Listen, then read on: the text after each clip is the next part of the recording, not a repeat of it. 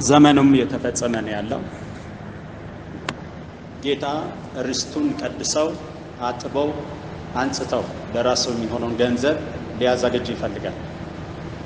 ስለዚህም ነው እኔም ብቻ አይደለም በምድር ላይ አሁን በስራ ላይ ያሉት ባሪያዎቹን የራሱን ድምጹን ሰምተው ካፉ ቃሉን ተቀብለው በምድር ላይ ርስቱን ለሱ ያዘጋጁትን በዓለም ዙሪያ እንደዚህ ቆማ ውስጥ ያስገባ ያሰለጠነ ለራሱ ቅሬታ እንዲያስቀራና ልብሳቸውን አጥቦ ያነጹ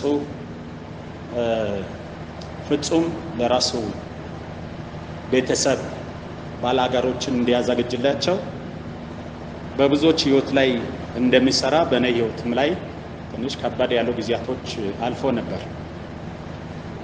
እነዛ ጊዜያቶች እንደ ሰው ስናስብ ለሞት የሚያደርስ የሞት ፍርሃት በውስጤም የሰማሁባቸው ቀናቶች ናቸው። የሞትን ፍርሃት የሞትን ድምጽ በውስጤ ሰምቼ ነበር።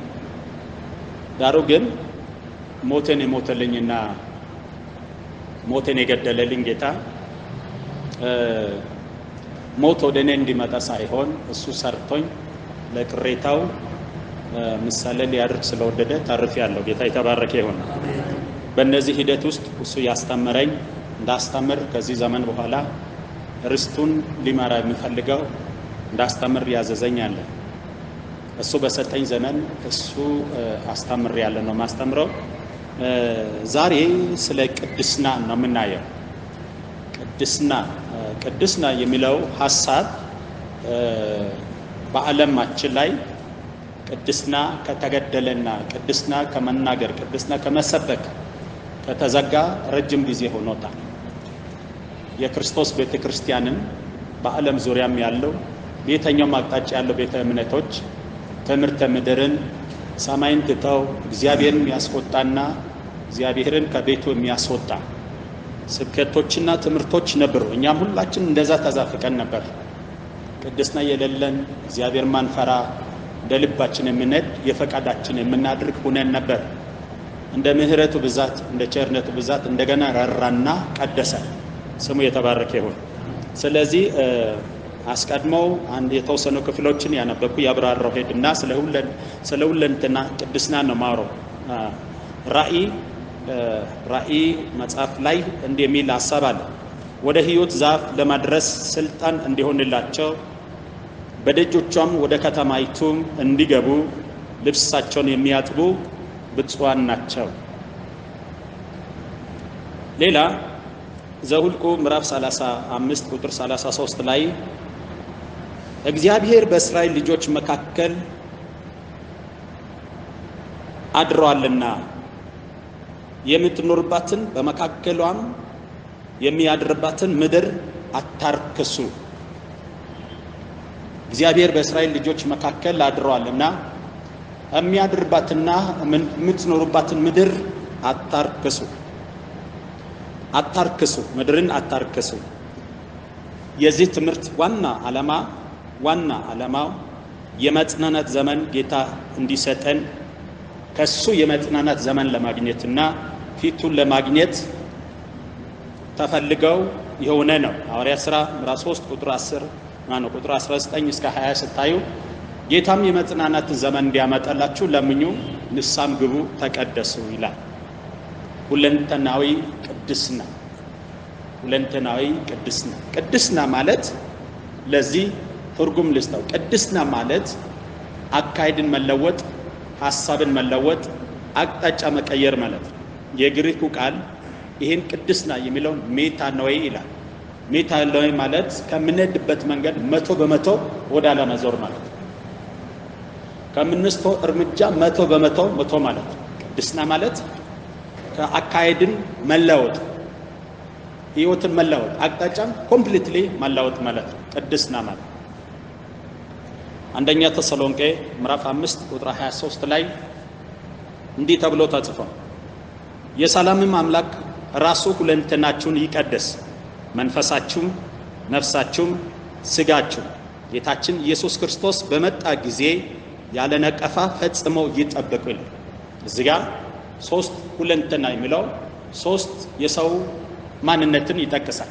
መንፈሳችሁም፣ ነፍሳችሁም፣ ስጋችሁም ስጋችሁም ይላል። መንፈስ ምንድነው? ስጋ ምንድነው? መንፈስ እንዴት ይቀደሳል? ስጋ እንዴት ይቀደሳል? ነፍስ እንዴት ይቀደሳል? መንፈስ እንዴት ነው የሚያራክሰው? መንፈስ እንዴት ኃጢአት ውስጥ ይዘፍቃል? ነፍስስ እንዴት ኃጢአት ውስጥ ትዘፍቃለች? ስጋስ እንዴት? እነዚህን ላይ ተናያለን። አስቀድመን የመንፈስን እርክስና መንፈስ ይረከሳል። መንፈስ ይረከሳል። መንፈስ የሚለው የኛ አካል ሰው እነዚህ ሶስት ጣምራ ነገር ይዞ ነው ሙሉ የተባለው። ሰው መንፈስ ብቻ አይደለም፣ ሰው ነፍስ ብቻ አይደለም፣ ሰው ስጋ ብቻ አይደለም። አሁን በዓለም ላይ የስህተት አስተምሮች ሰው መንፈስ ነው፣ በስጋ ውስጥ ያድራል፣ ነፍስ አለው ብለው ያስተምሩና ነፍስም እንደፈቀደው ስጋም እንደፈቀደው እንዲያረክሱ ኃጢአት ውስጥ እንዲዘፍቁ ያደርጋል። እዚህ ቦታ ላይ ጳውሎስ የተናገረ ያለው የሰው ሁለንተና ማለት ሰው ማለት ከእግር ውጭ ሰው አይደለም፣ ከእጅ ውጭ ሰው አይደለም። ሰው ለመሆን እግር ያስፈልገዋል፣ እጅ ያስፈልገዋል፣ ራስ ያስፈልገዋል። እንደዚሁ ሰው የሆነ መንፈስ አለው፣ ነፍስ አለው፣ ስጋ አለው። ይሄ ሁለንተና ሶስቱም ጣምራ ናቸው። አንዱ ከአንዱ ሲለይ አንዱም ህልውና የለው። መንፈስ ሲለይ፣ ስጋ ሲለይ፣ ነፍስ ሲለይ ህልውና አንዱ የለው። የሰው ሁለንተና ህልውናው የሚጠብቀው ሶስቱ ሲቀደስ ነው። ስለዚህ መንፈስ ማለት የእግዚአብሔር መልክ የተባለው ትክክለኛ እኛነታችን ነው። የተወለደውም ከመንፈስ ነው። መንፈስ የተባለው አካላችን ትክክለኛ እኛነታችን እግዚአብሔርን የምናመልክበት ከእግዚአብሔር ጋር የምንገናኝበት ሰማይን ሊንክ የምናደርግበት ክፍላችን ሲሆን የተወለደውም ከመንፈስ ነው። ኢየሱስ ያስተምር ለአይሁድ ምሁር ለኒቆዲሞስ ሲናገር ምዕራፍ 3 ቁጥር 6 ላይ ከስጋ የተወለደ ስጋ ነው፣ ከመንፈስ የተወለደ መንፈስ ነው። ከስጋ የተወለደ ስጋ ነው፣ ከመንፈስ የተወለደ መንፈስ ነው።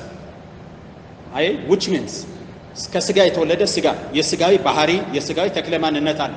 ከመንፈስ የተወለደ መንፈስ ነው፣ የመንፈስ ባህሪ የመንፈስ ተክለ ማንነት አለ ብሎ ነው የሚያስቀምጠው። ሮሜ ምዕራፍ 8 ቁጥር 14 ላይ በእግዚአብሔር መንፈስ የሚመሩ ሁሉ እነዚህ የእግዚአብሔር ልጆች ናቸው። መንፈስ የሚለው አካላችን ዳግመኛ ስንወለድ ከሙት ሕያው የሆነ ፓርታችን ነው። ሰው በደምና ነፍስ ነበር። ከአዳም ኃጢአት በኋላ ሰው በደምና ነፍስ ነበር። በመንፈስ ሙት ነው፣ በነፍስ ሕያው ነው፣ በደም ይመላለስ ነበር። ስለዚህ የእግዚአብሔር ልጅ በመጣ ጊዜ በስጋ ሙቶ በመንፈስ ተነሳ። ሃሌሉያ! በስጋ ሙቶ በመንፈስ ተነሳ። በመንፈስ ሲነሳ የሰውን መንፈስ ሕያው አደረገ። ሃሌሉያ! የእግዚአብሔር ልጅ የተባለው ትክክለኛ እኛነታችን መንፈሳችን ነው። ይሄ መንፈሳችን ነው። ቁጥር 15 ላይ እዛው ክፍል ላይ አባት ብለን የምንጮህበትን የልጅነትን መንፈስ ተቀበላችሁ። አባት ብለን የምንጮህበት የልጅነትን መንፈስ ምን አደረጋችሁ? ተቀበላችሁ። እዛው ቁጥር 16 ላይ የእግዚአብሔር ልጆች መሆናችን ያ መንፈሱ ራሱ ከመንፈሳችን ጋር ይመሰክራል። የእግዚአብሔር ልጆች መሆናችን ያ መንፈሱ እኛን የፈጠረ የእግዚአብሔር አብ መንፈስ ከመንፈሳችን ጋር ይመሰክራል ልጅ መሆናችን። እዛው ላይ ቁጥር 23 እርሱም ብቻ አይደለም፣ ነገር ግን የመንፈስ በኩራት ያለን ራሳችን ደግሞ የሰውነታችን ቤዛ የሚሆነው ልጅነት እየተጠባበቀን ራሳችን በውስጣችን እንቀጥታለን። ያያችሁ የልጅነት በኩርነት በኩር ሆነን የተጠራ የልጅነት በኩር የተቀበለ ታዲያ የመንፈሳችን አያችሁ የመንፈሳችን ስራ ዋናው ነገር ከአባት ጋር መገናኘት፣ ከእግዚአብሔር ጋር መገናኘት። መንፈስ ካረከሰ መንፈስ ኃጢአት ውስጥ ከተዘፈቀ ሰዎች ሊጸልዩ ይችላሉ፣ ሰዎች ሊያመልኩ ይችላሉ፣ ሰዎች ሊተነብዩ ይችላሉ፣ ሰዎች ሊያገለግሉ ይችላሉ። ከአብ ጋር ያለው ነገር ይቆረጣል። ከእግዚአብሔር ጋር ያለው ሊንክ ፖዚሽን ይቆረጣል። ስለዚህ በመንፈሳችሁ ተቀደሱ ስል ምን ማለት ነው? ታዲያ እንዲሆነ መንፈስ እንዴት ሊረከስ ይችላል? እሱን ላሳያችሁ። መንፈስ ነው ከጌታ ጋር የሚተባበረው፣ ከአብ ጋር እንደ ልጅ የሚያወራ መንፈስ ነው። አንደኛ ቆሮንቶስ ምዕራፍ 6 ቁጥር 17 ላይ ከጌታ ጋር የሚተባበር ግን አንድ መንፈስ ነው። እያችሁ ከጌታ ጋር የሚተባበር አንድ መንፈስ ነው። ስጋ አይደለም፣ ነፍስ አይደለም፣ መንፈስ። እያንዳንዱ የራሱ ፓርት አለ፣ ግን መንፈስ ከጌታ ጋር ይተባበራል። መንፈስን እንዴት ከርክስና እንጠብቃለን? መንፈስ እንዴት ሊያረክስ ይችላል? እንዴትስ ከርክስና እንጠብቃለን? ሁለተኛ ቆሮንቶስ ምዕራፍ 7 ቁጥር 1። ትንሽ ፈጠን ካልኩኝ ያዝ ታርጉኛላችሁ። ምጽፉ ትምህርት ስለሆነ እንድትዙ ፈልጋለሁ። ሁለተኛ ቆሮንቶስ ምዕራፍ 7 ቁጥር 1። እንግዲህ ወዳጆች ሆይ የዚህ ተስፋ ቃል ካለን በእግዚአብሔር ፍርሃት ቅድስናን ፍጹም ያደረገን ስጋንና መንፈስን ከሚያረክሱ ሁሉ ራሶቻችን እንጠብቅ። ልብ አድርጉ። እንግዲህ ወዳጆች ሆይ የዚህ ተስፋ ቃል ካለን በእግዚአብሔር ፍርሃት ቅድስናን ፍጹም እያደረገን ስጋንና መንፈስን ከሚያረክሱ ሁሉ ራሶቻችን እንጠብቅ። ምንድነው ስጋንና መንፈስን የሚያረክሱ? ምንድነው እሱ? እንመጣበታለን። አንደኛ ተሰሎንቄ ምዕራፍ 5 ቁጥር 19 ላይ መንፈስን አታጥፉ። መንፈስ ሊጠፋ ይችላል። አያችሁ፣ መንፈስ ኃጢአት መንፈስ ሊያጠፋ ይችላል። የሰው ልጆች በእግዚአብሔር ቤት ውስጥ አንድ ትልቅ ያላወቅን ነው። እኔም ሳላውቅ ያለፍኩባቸው ትልቁ ነገር ዛሬም ኃጢአት ጉልበት እንዳለ ያለማወቅ። ኃጢአት ጉልበት እንዳለ ሰይጣን ከእግዚአብሔር መንግስት ሊለያቸው አይችልም ፈጽሞ። ኃጢአት ግን ይለያል፣ ያሳያል። ኃጢአት ግን ይለያል፣ ከእግዚአብሔር መንግስት ያወጣል፣ ከሪም ውጭ ያወጣል። ሰይጣን ሊለይ አይችልም። መላእክቶች፣ ልዩ ፍጥረት ከእግዚአብሔር መንግስት ሊለይ አይችልም። ኃጢአት ግን ከእግዚአብሔር መንግስት ይለያል።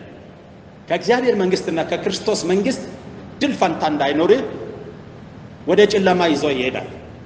ማን ነው? ቤት በኩል እሱን ረጋ ብላችሁ ተረዱ። እንዴት መንፈስ ከርክስና ልንጠብቅ እንችላለን? እንዴት ነው የምንጠብቀው? አያችሁ፣ ኤፌሶን ምዕራፍ 4 ቁጥር 23 በአእምሮአችሁ መንፈስ ታደሱ። አያችሁ፣ በአእምሮአችሁ መንፈስ ታደሱ። መንፈስን እንዴት ነው ከርክስና የምንጠብቀው? መንፈስ እንዴት ሊያረክስ ይችላል? መንፈስን የሚያረክሱ ነገሮች ምንድን ናቸው? ሜን ፖይንቶችን ላንሳላችሁ። መንፈስን የሚያረክሱ 7 ነገር ተጠቅሷል። አንድ ብላችሁ ብትሄዱ እዚሁ መጽሐፍ ላይ ገላትያ ላይ ተጽፏል። የሥጋ ፍሬ የሆኑ የተገለጡ ፍሬ፣ የሥጋ ፍሬ ተብለው የተገለጡትን መንፈስን መመገብ ስንጀምር እያችሁ የሥጋ ፍሬ ተብሎ ተጠቅሷል። ወደ 11 ዓመት መጣል። ዝሙት፣ መዳራት፣ እርክሳት፣ ሌብነት፣ ምቀኝነት፣ ክፋት፣ ጣዖትን ማምለክ፣ ሟርተኝነት። አያችሁ፣ እነዚህ የተገለጡ የሥጋ ስራዎች ናቸው። እነዚህን አዝሪቶች ወይም እነዚህን መግቦቶችን ወስደን መንፈስን መመገብ በጀመርን ጊዜ መንፈስ ወደ እርክስና ይገባል። ሌላው መንፈስን የሚያረክስ ትልቁ ነገር ምንድነው? የልብ ጠማምነትና ክፋት። የልብ ጠማምነትና ክፋት። ሰው በልቡ ክፉ መዝገብ በአፉ ያወጣል። የልብ ጠማምነትና ክፋት እግዚአብሔር አሳይተው ካላየ በስተቀር ከባድ ነው። ሰዎች በእግዚአብሔር ቤት ውስጥ ሊኖሩ ይችላሉ፣ ሊያገለግሉ ይችላሉ። ልባቸውን የሚያውቅ ልብና ኩላሊት የሚመራመር እግዚአብሔር የልብን ክፋት ካላወቀ መንፈሳቸው አረክሷል። ከባዱ ነገር በስጋ የረከሰ ኃጢአት ያደረገ ዳግመኛ የንስሐ ዕድል ሊያገኝ ይችላል። በነፍስም እንዲህ በመንፈስ የረከሰ ዳግመኛ ዕድል አያገኝም። ልመጣላችሁ ነው በኋላ። ተጠንቀቃችሁ ከዚህ በኋላ እንደ ክርስቶስ ቤተክርስቲያን የክርስቶስ ቤተክርስቲያን ተቀድሳ ቅዱሳንም ተቀድሰው እግዚአብሔር እንዲያመልክ እግዚአብሔር ይፈልጋል። ያለ ቅድስና ማንም እሱ ሊያይ አይችልም፣ ሊያስደስተውም አይችልም። እግዚአብሔር ከፍጥረት ውርቀት በፊትም ቅዱስ ነው፣ ከፍጥረት ውርቀት በኋላም ቅዱስ ነው። ወንድማችን ጴጥሮስ ሲናገር የጠራችሁ ቅዱስ እንደሆነ እናንተም በኑሯችሁ ሁሉ ምን ሁኑ ነው የሚለው? ቅዱሳን ሁኑ። ቅዱሳን ሁኑ ሲጠራችሁ እግዚአብሔር ቅዱሳን ልጆቼ ብሎ ነው የሚጠራው። ስለዚህ መንፈስ ከሚያረክስ 3 ዋና ነገር ልንገራችሁ። አንደኛ እግዚአብሔር ይመስገን። አሜን። እግዚአብሔር ይመስገን። አንደኛና ዋነኛ ከባድ መንፈስን ከናንተ የሚላይ የሚያረክስ ቀላል የሚመስል ማታቋቸው ትኩረት ማታድርጓቸው በሁላችን ዘንድ ውስጥ ያለው አንደኛ ሐሜት። ሐሜት አያችሁ፣ ሐሜት የሚለው ነገር ምን ማለት ነው? እንዴት ይተረጎማል? መጽሐፍ እንዴት ይተረጎማል? መጽሐፍ እንዲህ ይተረጎም። ምሳሌ 6 ከቁጥር 9 ጀምራችሁ ታነባላችሁ። እግዚአብሔር የሚጸየፋቸው 6 ነገሮች አሉ። ሰባተኛውንም ነፍሱ አጥብቃ ትጸይፋለች። አንድልና ወደ ክፋት የምትሮጥ እግር። ስሙኝ፣ ወደ ክፋት የምትሮጥ እግር። 2 በሐሰት የምትመሰክር ሐሰተኛ ምላስ። አንደበት ማውስ አንደበት በሐሰት የምትመሰክር ሐሰተኛ ምን ምስክር ልብ። ክፉ ሐሳብ 3 ክፉ ሐሳብ የምታፈልቅ ልብ። ይውሲ ክፉ ሐሳብ የምታፈልቅ ልብ። ስለዚህ ነው የጌታ ባሪያዎች ወንድሞቼ ሐዋርያቶች ልባችሁን አጥሩ፣ ልባችሁን አጥሩ።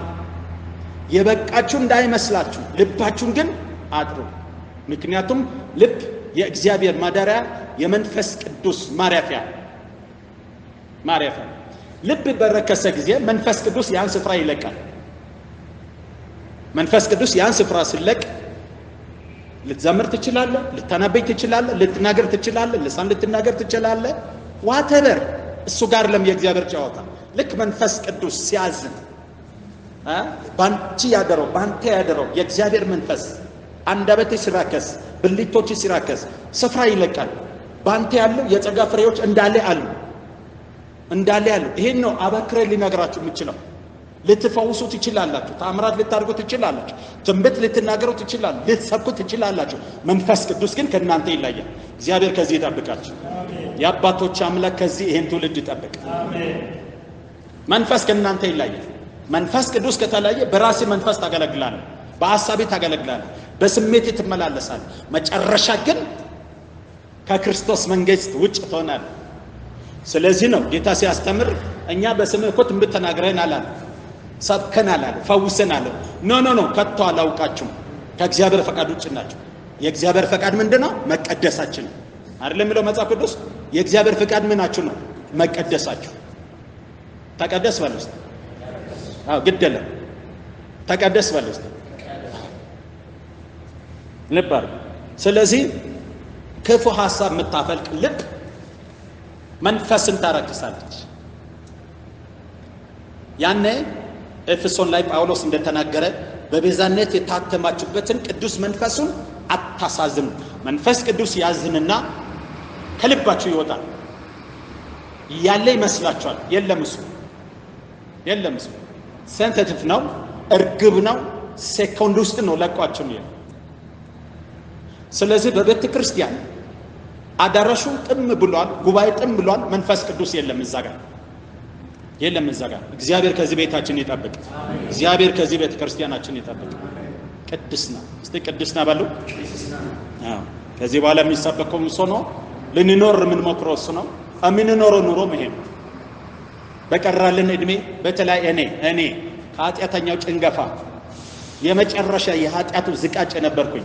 አሁን ደግሞ እድል የሰጠኝ ከዚህ በኋላ የምኖረው የቅድስና ህይወት ሰጥቶኛል። ደግመኛ አይቶኛልና ያ ዝቃጭ የሚገማን ማንነትን ወስቷልና እድል ነው የሰጠኝ። ከዚህ በኋላ እሱን ተቀድሼ ቅድስናን እሰብካለሁ። የሚጀምረው ከመንፈስ ነው። ማንም የማንም ላብራቶሪ አይደለም። ማንም ያንቺ ላብራቶሪ አይደለም። አንቺ ራስሽ ነሽ መንፈስሽን መመርመር ያለብሽ። እያችሁ መንፈሳችሁን መመርመር ያለባችሁ እናንተ ናችሁ። ማንም የማንም ላብራቶሪ አይደለም። ማንም የማንም ልብ መዝገብ አያነብም። ጌታ ብቻ ነው የሚያነበው። እግዚአብሔር እንዲህ ብሏል፣ እኔ ልብና ኩላሊትን እምመራምር እኔ እግዚአብሔር አይደለምን ብሏል። የኔ እናት ልብሽ ምን አይነት እንደሆነ እግዚአብሔር ነው የሚያውቀው። ወንድሜ ልብህን። ስለዚህ ልባችሁን አሜን ናችሁ አጥሩ። በቃ የክርስቶስ ልብ ለማግኘት ከረከሰው ከመንፈስ አሰራር ውጡ። አሜን። አዎ አያችሁ። አራተኛ የንጹሐንን ደም የምታፈስ እጅ ይላል። የንጹሐንን ደም የምታፈስ እጅ ይላል። ይህ ሁሉ ሐሜት ንጹሐንን ቁጭ ብለን እናማለን። እግዚአብሔር ምሳሌ የሆኑትን ሰዎች እንሰድባለን። ጌታ ኢየሱስ ባልንጀራዬን ጨርቀም የሚል የገሃነም ፍርድ ይገባዋል። የማን ቃል ነው ይሄ? የክርስቶስ ቃል። የተራራው ስብከት። በተራራው ስብከት አያችሁ፣ ባልንጀራን ጨርቀም የሚል የገሃነም ፍርድ ይገባዋል አለ። ሙሴ እንዲህ ብሎ ጽፏል። እኔ ግን እንዲህ አልልም። አያችሁ፣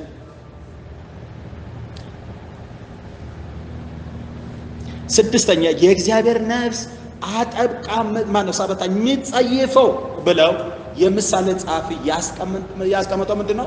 በወንድማማቾች መካከል ጠብን የሚዘራ በወንድማማቾች። ከዚህ በኋላ ይህን ቅድስና ያስተማርኩ ነው። ጌታም ይረዳ። ከብዙ ነገር ትለያላችሁ። ምትለዩ ከሌላ ከሰዎችም ትለያላችሁ። ወንድሞች ከሚባሉ ልባቸው ውስጥ ክፋት ከረከሱ፣ እህቶች ከሚባሉ ቅድስናን ከሚያጠፉ፣ ባልንጀሮች ከሚባሉ ቅድስናን ከሚያጠፉ ትለያላችሁ። በቃ መለያየት ነው እግዚአብሔር የሚፈልገው። ትለያላችሁ። ክብር ለእግዚአብሔር ይሁን። ልባቸው ጠማማ የሆኑት በወንድማማች መካከል ጠብን የሚዘራ የእግዚአብሔር ነፍስ ከሚጸይፈው ትለያላችሁ። ለኛ አልተፈቀደም። ይሄ መንፈስን ያረክሳል። መንፈሳችን እንዲሞት ያደርጋል። መንፈስ ከሞተ በኋላ ሰዎች ሐሜተኞች ናቸው። በሰው ላይ ምላሳቸው ሲከፍታ አይከብዳቸው። እግዚአብሔር የቀባቸውን ይሳድባሉ። አረፋ ያደፈቁ ዝናብ እንደሌላቸው ደመና ይዞራሉ። ፍርድ እንዳለ አያውቁም። እነዚህ ለፍርድ ተዘጋጅተዋል። ፍርድ የተዘጋጀላቸው፣ ጥፋት የተዘጋጀላቸው የሙት ልጆች ናቸው። ከነዚህ ልትለዩ ይገባል። ተለይ ባለው እስቲ እንግዲህ በእነዚህ በእግዚአብሔር ቃል መሰረት ላይ ተነስተን መንፈስን እንዴት እንቀድስ? መንፈስን እንዴት እንቀድሳለን? ገላትያ ምዕራፍ 5 ቁጥር 22 ከስጋ ስራዎች ጋር አለመተባበር። መንፈሶቻችን መጠበቅና ከስጋ ስራዎች ጋር አለመተባበር። መንፈስን መንፈስ ከሆነው ጌታ መቅረብ። ዕለት ዕለት ራስን እንጂ ሌላን አለማየት። ራሳችን እንጂ ሌላን አለማየት። ጌታ ስለዚህ ሲያስተምር በባልንጀራ አይን ውስጥ ያለው ሞሶሶ ስለምን ታያለህ? በባልንጀራ አይን ውስጥ ያለው ጉድፍ ስለምን ታያለህ? አስቀድመህ በአይን ያለው ሞሶሶ አውጣ፣ ከዛ በኋላ ባልንጀራይን ከአይን ያለው ላውጣ ትላለህ። ራስን ማየት፣ መንፈስን ማደስ፣ በአእምሮ መንፈስ መታደስ፣ ወደ እግዚአብሔር መቅረብ፣ በንስሐ መታጠብ፣ ውሳኔ ማድረግ። እነዚህ መንፈስን ይቀድሳሉ። ሁለተኛ የነፍስ ኃጢአት። የሰው ነፍስ ከአፈር ጋር ትገናኛለች። ይኸውላችሁ የሰው ነፍስ ከአፈር ጋር ተገናኝታ የሰው ሕያውነትን ያረጋገጠች ዋና ክፍላችን ነው። ከአፈር ጋር ተገናኝታ እኛነታችን የሰው ሕያውነትን ያረጋገጠች ዋና ክፍላችን ናት። ዘፍጥረት 2 ላይ እግዚአብሔር አምላክም ሰውን ከምድር አፈር አበጀ፣ ከዛ በኋላ የሕይወት እስትንፋስ እፍ አለበት፣ ሰው ሕያው ነፍስ ሆነ ይላል። አያችሁ፣ የሰው ነፍስ ከአፈር ተገኝታ ከአፈር ጋር ወደ አፈር ውስጥ ገብታ የሰው ሕያዋነትን ያረጋገጠች ዋና እኛነታችን ናት። ነፍስ ሶስት ነገር አላት። ነፍስ ፈቃድ አላት፣ እውቀት አላት፣ ኃይል አላት። ነፍስ ውስጥ ፈቃድ አለ፣ እውቀት አለ፣ ኃይል አለ። ነፍስ ፈቃድ እውቀትና ኃይልን ተሸክማለች። ፈቃድ ማለት ምን ማለት ነው? እምቢ ወይም እሺ ማለት። እምቢ ወይም እሺ ማለት ይሄ የእግዚአብሔር ቃል አይደግፈውም፣ አላድርገውም። ይሄ የእግዚአብሔር ቃል ነው፣ አድርገዋል። እምቢ ወይም እሺ ማለት ይሄ የነፍስ ፈቃድ ነው። ነፍስ ሁል ጊዜ በእውቀት ካልተሞላች የቱ ጋር እምቢ እንደምትል የቱ ጋር እሺ እንደምትል ስለማታውቅ ትጠፋለች።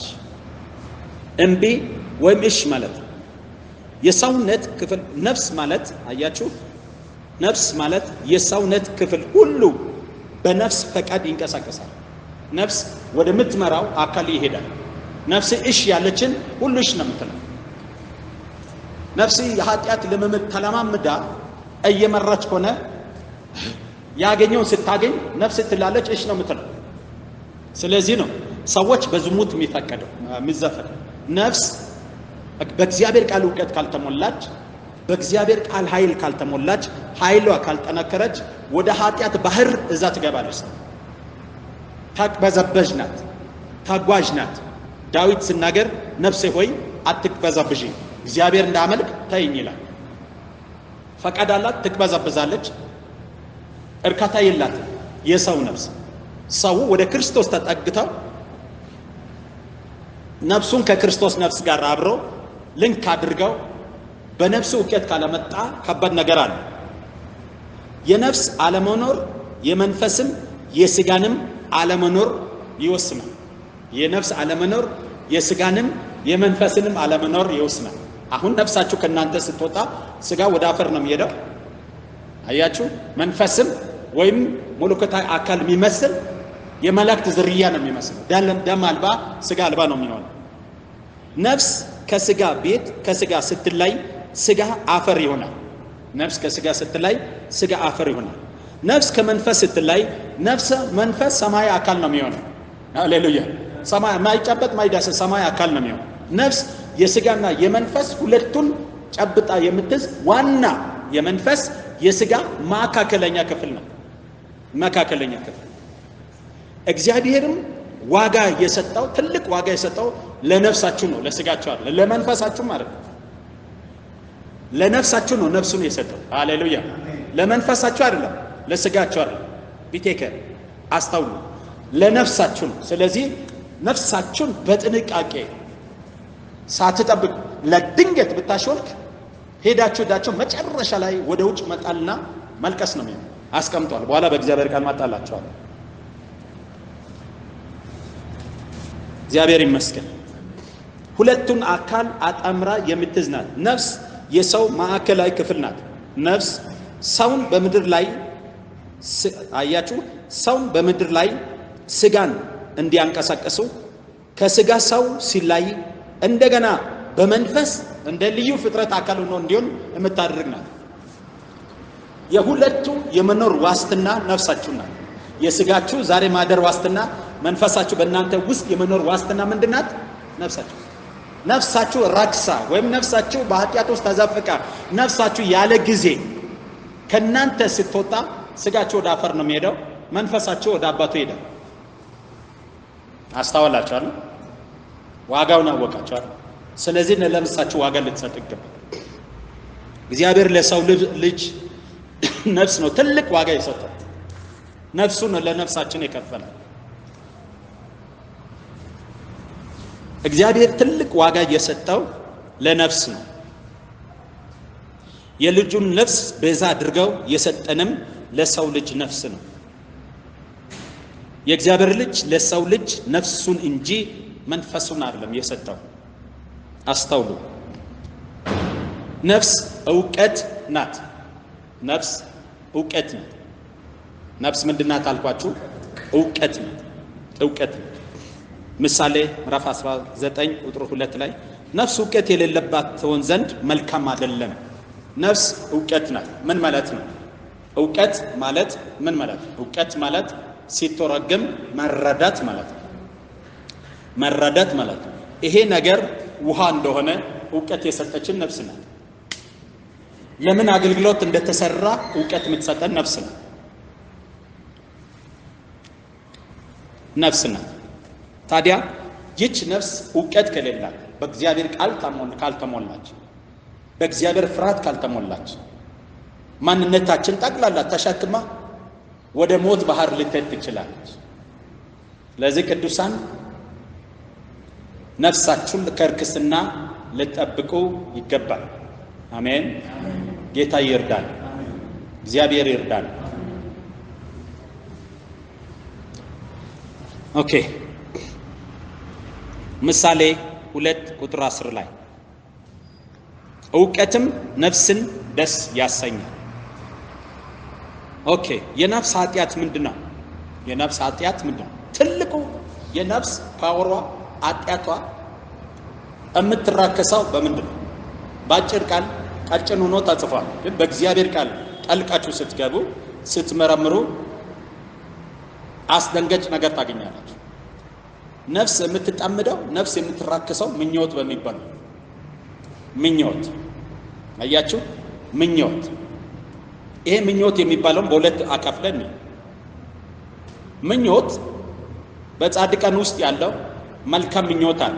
ለምሳሌ ጽድቅን መመኘት፣ ቅድስናን መመኘት፣ እግዚአብሔርን መንግስት መመኘት፣ ከጌታ ጋር መሆን መመኘት። ጳውሎስ ሲናገር የክርስቶስን ሞት እንዲመስል እመኛለሁ አለ። በሞቱ ክርስቶስን እንዲመስል እመኛለሁ። ይሄ ቅዱስና ጽድቅ የተሞላ መመኘት፣ ለወንድሞች መልካም ነገር መመኘት፣ ለቤተ ክርስቲያን ለቅዱሳን መልካም ነገር መመኘት፣ ለእግዚአብሔር ቤት መልካም ነገር መመኘት፣ ይሄ ቅዱስ ምኞት። የዛኑ መጠን ደግሞ ክፉ ምኞት በሰው ልብ ውስጥ ፈልቃ የምትወጣው ነፍስ በረከሰች ጊዜ የምታበቅለው ክፉ ምኞት። ይህ ምኞት ምን ያደርጋል? ምኞት ትጸነስና ኃጢአትን ትወልዳለች። ኃጢአት ያድግና ሞትን ይወልዳል። አያችሁ፣ ምኞት ትጸነሳለች፣ የምትወልደው ኃጢአት ነው። ኃጢአት ያድግና ሞትን ይወልዳል። መጨረሻውም ከክርስቶስና ከእግዚአብሔር መንግስት ውጭ ሰዎች እንዲሆን ያደርጋል። የሰው ነፍስ እግዚአብሔርን በማወቅ እውቀት ካልተሞላች ሰውን ይዛ ወደ ሞት ባህር፣ ወደ ምኞት ባህር ልትጠልቅ ትችላለች። ስለዚህ ምኞት ትጸንስና ኃጢአትን ትወልዳለች፣ ኃጢአትም ሞትን ትወልዳለች። ነፍስ ፈጽመው ልትቀደስ ይገባል። እንዴት ነው የምትቀደሰው? ጳውሎስ ስለዚህ ነገር ሲናገር እንዲህ አለ፣ እንዲህ ብሎ ተናገረ። አያችሁ፣ ኃጢአትን ከነሙሉ መሻቱ ሰቅላችሁታልና ይላል። ኃጢአትን ከነመሻቱ ሰቅላችሁታል። ኃጢአት መሸት፣ ኃጢአት ማሸት፣ ኃጢአት ፍለጋ ነው። አያችሁ፣ ይህ እግዚአብሔራዊ የሆነ እግዚአብሔር ሐሳብ ያልሆነ ምኞት ለኛ እግዚአብሔር ቃል ካለ ከፈለገልን ከወሰነልን ውጭ መመኘት ማየት።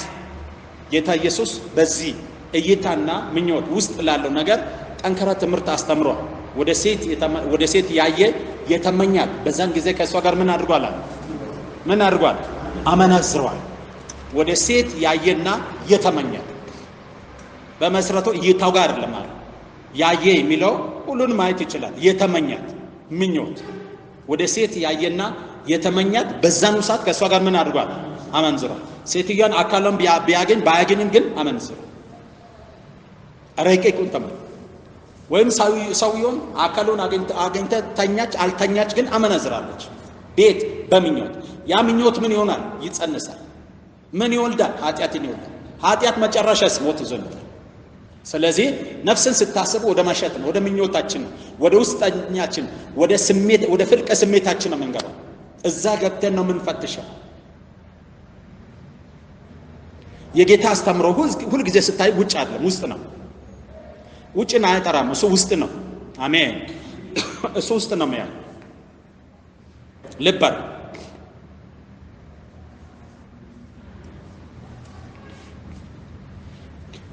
ስለዚህ የነፍስን ኃጢአት ጠንቅቆ ማወቅ የት ጋር ነው የምትጀምረው? ነፍሳችን ኃጢአት የምትጀምረው ሐሳብ ውስጥ ነው፣ ስሜት ውስጥ ነው። ሰው ሐሳቡ ለተቀበለው አካሉ ሁሉ ይቀበላል። ሐሳባችን አንድ ነገር ሲቀበል አካላችን በሙሉ ይቀበላል። ቀጭን ምሳሌ፣ ውሃ በፊት ያለ ሐሳቤ ውሃ ፈልጓል። ውሃ ሲፈልግ ሐሳብ አይደለም የሚያመጣው፣ እጄ ይቀበላል፣ አፌ ይከፈታል፣ ይጠጣል። ስለዚህ ነው ሐሳባችሁን አጥሩም። ጳውሎስ ያስተምረን ወንድማችን በክርስቶስ ኢየሱስ ያለው መልካም ሐሳብ በእናንተ ይሁን የሚለው ይዘጋል። ሐሳብ በቀላሉ ሰይጣን ሊያጠቃው የሚችለው ክፍል ነው። ሐሳብ ካልተጠነቀቅን በቀላሉ ኃጢአት ሊያረግዝ የሚችል ክፍል ነው። ሐሳብ ከተጠነቀቅን ደግሞ ብሩህና ግሩም ድንቅ ለምድርም ለሰማይም የሚሆነው ነገር የሚሰራ አካል ነው። ስለዚህ ሐሳባችሁን አጥሩ። አሜን። ሐሳባችሁን አጥሩ።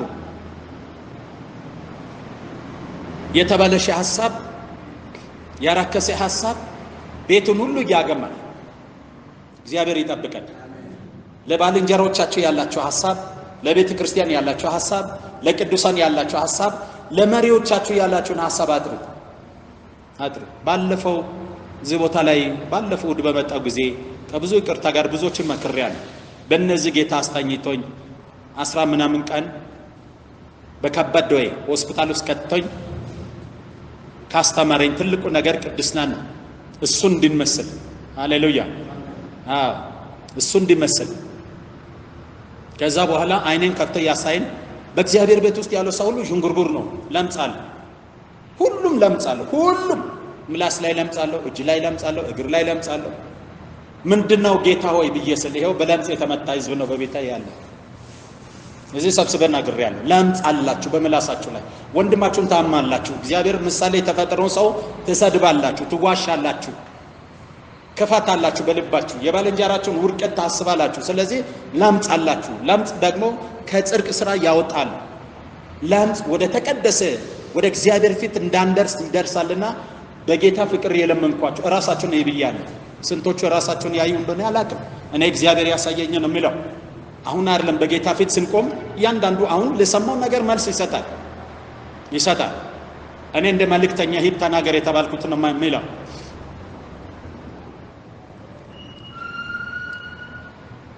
እየዘመረን ነገሬት የጎሰመን ለምጻለ በምላሳችን እየሰበከን ለምጻለ እየተነበየን ለምጻለ። እግዚአብሔር አይኖቻችሁን ከፍተው ሌላን ሳይሆን ራሳችሁን ያሳያችሁ። በዶይ አደቆኝ ፈቅደው እሱ በዚህ መንገድ ሊሰራኝ ፈቅደው ጥሎኝ ነፍሴ ወደሱ ሄዳ አንድ ጥያቄ ጠየቁኝ። ነፍሴ እሱ ጋር ነበረች። ጌታው ያልከኝ እኮ ጊዜ ገና ነው። ጊዜም ገና ስለሆነ ሁሉም ተጀመረ እንጂ አልተደማደመም፣ አልጨረስኩትም። እኔ ጋም ቤት ውስጥም ውጭም ያሉት ለዚህ በየጫካ በየምድረ በዳ አባት ብሎ የመጡ አንተ በሰጠኝ ጥላ ውስጥ ሊሰወሩ ከክፋት ሊያመልጡ የመጡትን ለማን ልስጥ? እሺ ማን ልስጥ? አንድ ሰው ስጠኛል።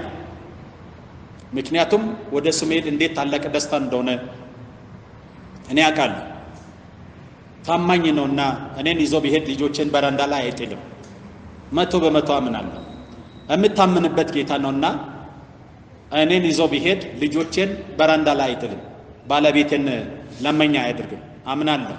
ታምኜ ነው ያገለገልኩት። ታምኜ ነው ያገለገልኩት። መንፈሳዊ ልጆችን ቢሆን ስጋዊ ልጆችን ሜዳ ላይ አይጥልም። አምናለሁ። ታምኜ አለ። ግን ለማን ልስጥ? ኃላፊነቱን ለማን ልስጥ ብዬ አልኩኝ። ለዚህ መልስ አልሰጠኝም። በመጀመሪያ አይኔን ሲከፍት ዓለምና በዓለም ያለው ሳይ ሽንት ቤት በቃ ሽንት ቤት ታውቃላችኋል። አይናቸው አንዳንዴ የተሰበስታይ ልክ እንደዚህ ሽንት ቤት ቆሻሻል። ደነገጥ። ምንድነው አልኩኝ። ጌታ አንተ የምትኖርባት ዓለምና የምታገለግለው የምትኖርባት ዓለም እቺ ናት። አንተም ከምትኖርባትና ከምታገለግልባት ዓለም ይሄን እርክስና ተካፍላል። ይሄም ይነካካል። አያችሁ። ከዛ በኋላ ተንቀጠቀጠ። ወዲያው ያ ከፊቴ ወዴት እንደሄደ ሄደ። ከዛ በኋላ አካሉ ከኔ ተሰውሮ ሁለት እጁ የሚያብረቀርቅ ትልቅ ካባ አምጥቶ አለበሰ። ከዚህ በኋላ የክብር አገልግሎት ታገለግላለህ፣ ቅድስናዬን ትሰብካለህ፣ ቅድስናዬን ትሰብካለህ። ከዚች ቀን በኋላ ለሱ ኖራለሁ፣ እቀደሳለሁ፣ ቅድስና እሰብካለሁ። እንደማንም ሰው አሁን እንደማውረው እንደማንም ሰው እኔ ጋም የበዛ ኃጢአት፣ የበዛ ክፋት፣ የበዛ ርክስና ነበር የኔ ህይወት። እድል ሰጥቶኝ ላየ እድል ሰጥቶኝ ስለ ክዳኑ ስለ ቃሉ ስለ ገባልኝ ክዳን እድል ሰጠኝ። ስሙ የተባረከ ይሁን። እድል ሰጠኝ። ስለዚህ ነው ጳውሎስ ከኃጢአተኛ የባስኩ ጨንገፋ እኔ ነኝ፣ ጌታዬ ግን ምህረቱን አበዛልኝ። ምህረቱን አገነነኝ፣ ምህረት አበዛልኝ። ስለዚህ የኔ ህይወት የእግዚአብሔር ቤተሰቦች ከዚህ በኋላ ትኩረት አድርገው የሚሰራ ቅድስና አለ። እሺ ነፍስ ፈጽማ ትቀደስ፣ ከምኞቱ ባህር ትውጣ። እሺ ነፍስ እንዴት ነው የምትቀደሰው? አንድ ሶስት ነገር ልንገራችሁ። አንደኛ ለነፍስ ፈቃድ አለመስጠት፣ ፈቃዷን በእግዚአብሔር ቃል መመዘን፣ የምትፈልገውን ሁሉ አለማድረግ። የነፍሳችን ፈቃድ በእግዚአብሔር ቃል ውስጥ ማሳየት። መስዋዕቱ የእግዚአብሔር ቃል ነው። ላብራቶሪው የእግዚአብሔር ቃል ነው። ላብራቶሪው የእግዚአብሔር ቃል ነው። ነፍሳችን የምትመኘውን በእግዚአብሔር ቃል መመዘን። ጥሩ ትዳር ብትመኝ ለምን ዓላማ ብሎ መመዘን። ጥሩ ቤት ብትመኝ ለምን ዓላማ ብሎ፣ ጥሩ መኪና ብትመኝ ለምን ዓላማ፣ ጥሩ አገልግሎት ብላ ብትመኝ ለምን ዓላማ፣ ከምኞቱ ጀርባ ላይ ያለው ማን ነው ብሎ ማየት። ከምኞቱ ጀርባ ያለውን ማጠን። ከምኞታችሁ ጀርባ ያለው ነገር ማጠን። ስለምንድን ነው እሱን የተመኘው?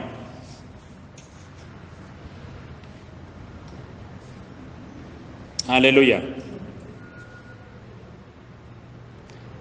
ሁለንተናዊ ቅድስና።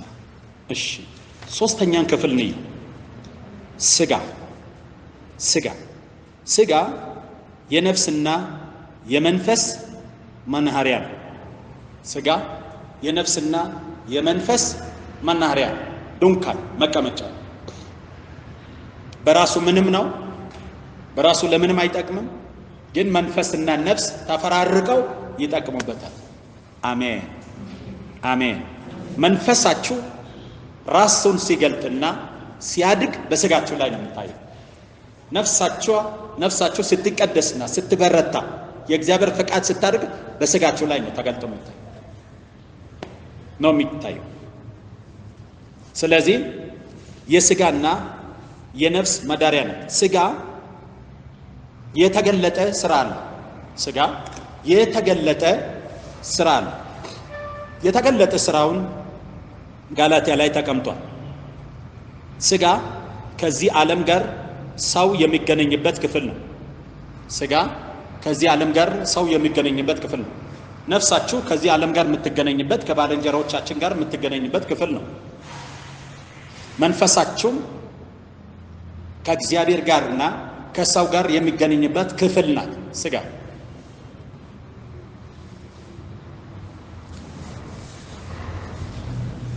ስጋ በተወሰነለት ጊዜ ውስጥ በድንኳንነት የሚያገለግል ጊዜው ሲያበቃና ነፍሱ ከእርሱ ስትለይ አፈር ነው የሚሆነው።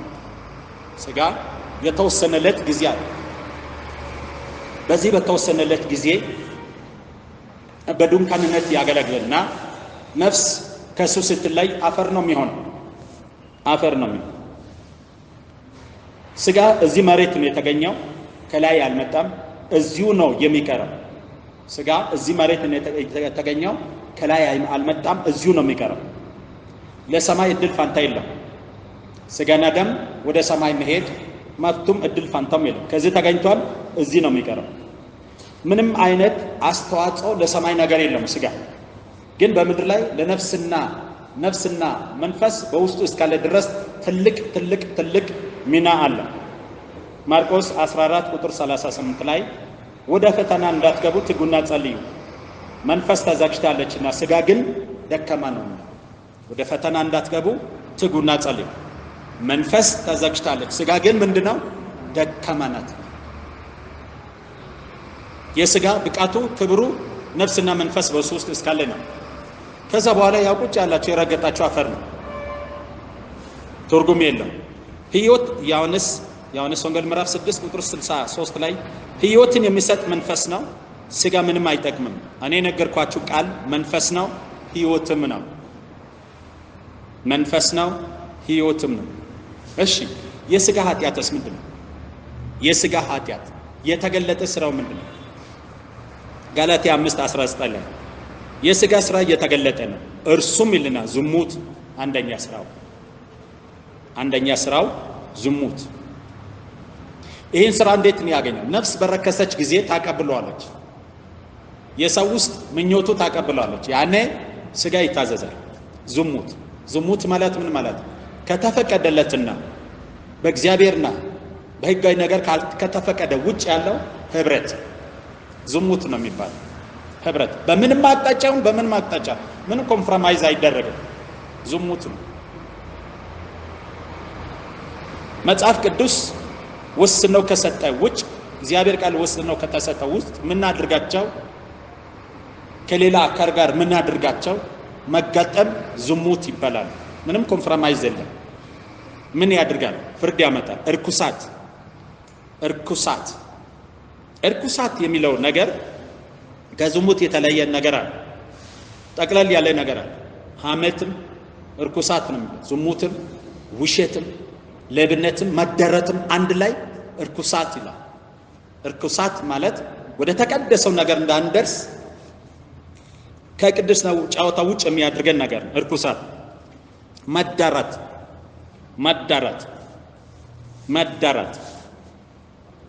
መዳራት ምን ማለት ነው? መዳራት ያለ ጊዜው ከተፈቀደ ውጭ በክፉ ምኞት ያለው ጨዋታ መዳራት ነው የሚባለው።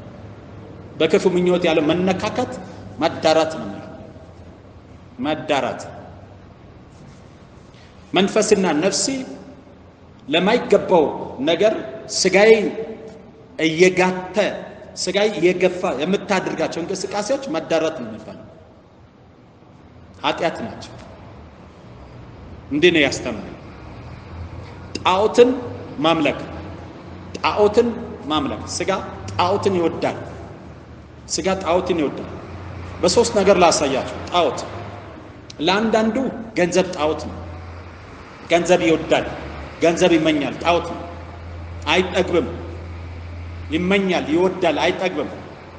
ጣዖት ነው ይሄ። ጣዖት ማለት ከእግዚአብሔር ውጭ አብዝተን የምንወዳቸው ጣዖት ነው። አንዳንዱ ምስቱን ይወዳል፣ ባሉም ይወዳል። ጣዖት ነው። ጌታ ሲናገር ከኔ አብልጠው ምስቱን፣ እናቱን፣ አባቱን የሚወድ ለእኔ ሊሆን አይችልም። ጣዖት አምላኪ ነው። ጣዖት ነው። አንዳንዱ አገልግሎቱን ይወዳል፣ ራሱን ይወዳል። ጣዖት ነው። ጣዖት ይሄ ከእግዚአብሔር መንግስት ሊያስወጣን ይችላል። ጣዖትን ማምለክ። ሟርት አያችሁ? ሟርት ምን ማለት ነው? ሟርት በክርስቲያኑ ዓለም ውስጥ አለ። ለነገሬው ጌታ ይረዳናል። ከዚህ በኋላ ከእግዚአብሔር ቃል እውነት ካስተምረው ውጭ ያለው ጸሎትንም ምንንም ነገር አናደርግም። ሌላ ሟርት ውስጥ ለምን እንገባለን?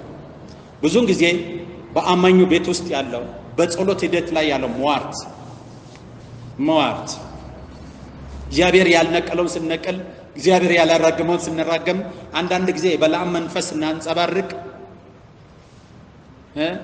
አንዳንድ ጊዜ የበለዓምን ትምህርት ስናንጸባርቅ እንውላለን። በተለይ በእኛው በጴንጤው ዓለም ጸሎታችን ሟርት የተሞላ ነው። እግዚአብሔር የተከለውን ስንነቅል፣ እግዚአብሔር ምሳሌ የሆነውን ስንራገም፣ ከተፈቀደልን ውጭ ከተጻፈው ውጭ ወጥተን ስንለፋልፍ ነው ምነው። ይሄ አደገኛ ሟርት ነው። ሟርት ማለት ለሌሎች ክፉ ሐሳብ፣ ሌሎች እንዲወርቁ፣ ሌሎች እንዲሰናከሉ፣ ሌሎች እንዲሸነፉ የምናስባቸው ሐሳብ፣ ይሄ ሐሳብ ሟርት ነው። አሁን ዘግቼዋለሁ። 20 ዓመት ሙሉ ከተገዝኩም በኋላ ጅማ ነው ያለው። እዛ ረጅም ጊዜ ዘመን አብረን ነበር። ባለፈው ቅርብ ጊዜ በሄድኩም ጊዜ በቃ ይሄ ሟርተኛ ሆነው አላገባም ምን አላለም። በቃ እንደ ዳራ ዛፍ ነው። ከቸርች ጋር አይስማም። እንዲህ ነው በቃ ዋጋ ልክፈል ሊዳረው ብዬ እኔ ኃላፊነት ወስዳለሁ ሁሉን ነገር አድርጋለሁ ብዬ አልኩ። እንዲህ ብዬ ተዛጭተ ንገረኝ ብዬ ከዚህ ወርጄ ጅማ አይቼው ምን አድርጌ ሲመጣ ምን ብሎ ይጽፋል እንትን ላይ ቴክስት ላይ አያችሁ ሚላቸው ሁሉ ሟርት ነው። ጌታ ከሟርተኛ ሽሻ ቀጥታ ሌላ አላመቻመች ጻፍኩና የኔ ወንድም ሟርተኛ ነው፣ ሟርትን ንስሐ ገብተህ አስተካክል ሽሽ ስላለኝ ጌታ ሸሽቻለሁ። ከዚህ በኋላ እንዳዳውልልኝ ሽሽ ነው የሚለው ሟርተኝነት የሰው ውርቀትን የሚመኝ የሰው ጥፋትን የሚመኝ እግዚአብሔር የፈጠረው በእግዚአብሔር ምሳሌ የተፈጠረውን አካል አሳልፈው የሚሰጥ ሟርት ነው። በኢየሱስ ስም ከዚህ ይጠብቀን ጌታ። እስቲ ጌታ ሆይ በል እስቲ አንተ ቅን ነህ። ሲሰድቡ ሲያሳድዱ ሲበድሉ አንድ ቀንም የሟርት ቃል አልተናገርም። እኔንም እንዳንተ ፈጽመው ቀድሰኝ። አሜን።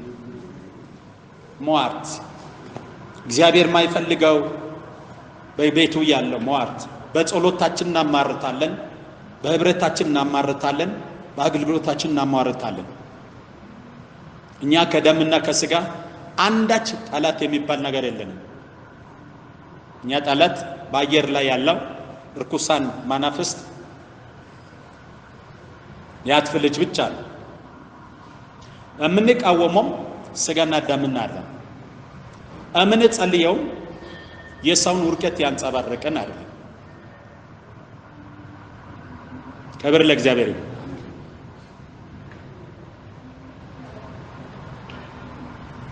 ስለዚህ ከዚህ እንላይ። እሺ ጥል አያችሁ፣ ጥል ከነዚህ ጋር ተመድባለ። ጥል ምን ማለት ነው? ጥል መጣላት። ጥል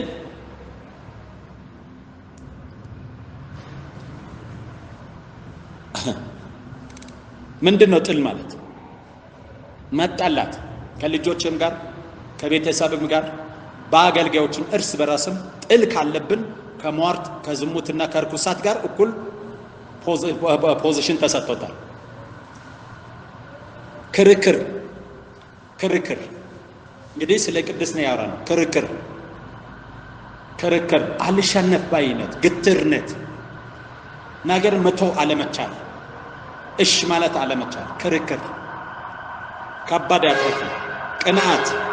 ቅናት ባልንጀራው ከፍ ሊል ሲል የባልንጀራን ከፍታ ማይፈልግ።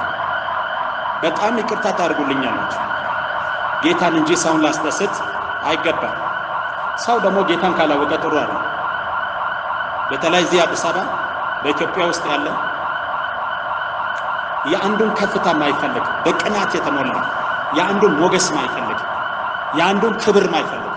እብን እዚሁ እኔ ግልጽ ተናገር፣ ይቅርታ ታርጉልኛላችሁ። በመንፈስ የተረዳሁትን ግልጽ ነው። እዚቹ ቤት ራሱ አንዱ በአንዱ ላይ ያለው ቅናት ልነግራችሁ አልችልም። ልባችሁን እዩ። እያንዳንዳችሁ ሚሾም ጌታ የሚያከብር ጌታ፣ የሰው ስራ አይደለም። ጸጋ የሚሰጥ ጌታ፣ ማድረግ የሚሰጥ ጌታ ምን አመጣ? እንደነዚህ አይነት ተለዩ ነው የሚለው። መለያየት ተለዩ ነው የሚለው ቃሉ። መለያየት አውቃችሁ መርምራችሁ ከደረሳችሁ በኋላ ተለዩ። በማህበራችሁ ውስጥ አትቀመጡ። አራክሶ ያራክሳችሁ። ቅናት በቤቱ ተቀምጠው መጠቀም ሲችሉ በቤቱ ውስጥ ጊዜ ገለው በቤቱ ውስጥ ዘመን ገለው ልክ እንደዛ ያ ጠፍቶ የመጣ ልጅ መልካም ሲደረግለት እንዳበደ የሚያብዱ ብዙዎች ናቸው። ታዲያ ይሄን መንፈስ እዚህን አንሻገርም። በትክክል ተቀድሰን ይህ አይነት መንፈስ ለክርስቶስም አይሆንም፣ ለኛም ስለማይሆን እግዚአብሔር ቤት ስለሚያጠፋ ተለያይተን ነው። መለያየት የሚፈልግ አብረን እንለይ። አይ የትናንትናው ከአባቶቻችን የወረሰን ከንቱ ኑሮ ይሻለናል የሚል በዛ መቀጠል ይችላል። እኔ ግን ከሙታን እንደተነሳ ሰው ዳግመኛ ተወልጃለሁና በዚህ አዲስ ህይወት ነው መሄድ የሚፈልግ። ታርፍ ያለውና ማትረፌ ለትልቅ ዓላማ ነውና ዓላማውን መፈጸም አለብን። ቅናት መጥፎ የሆነ ቤተክርስቲያንን የሚያቃጭጭ፣ ቅዱሳንን የሚያጠፋ፣ እግዚአብሔርን መንግስት የሚገድል ቅናት ትልቁ ባህሪው የሰይጣን ባህሪ ነው። ሰይጣን በቅናት ነው ተነስተው ከእግዚአብሔርን ወጥቶ የወደቀው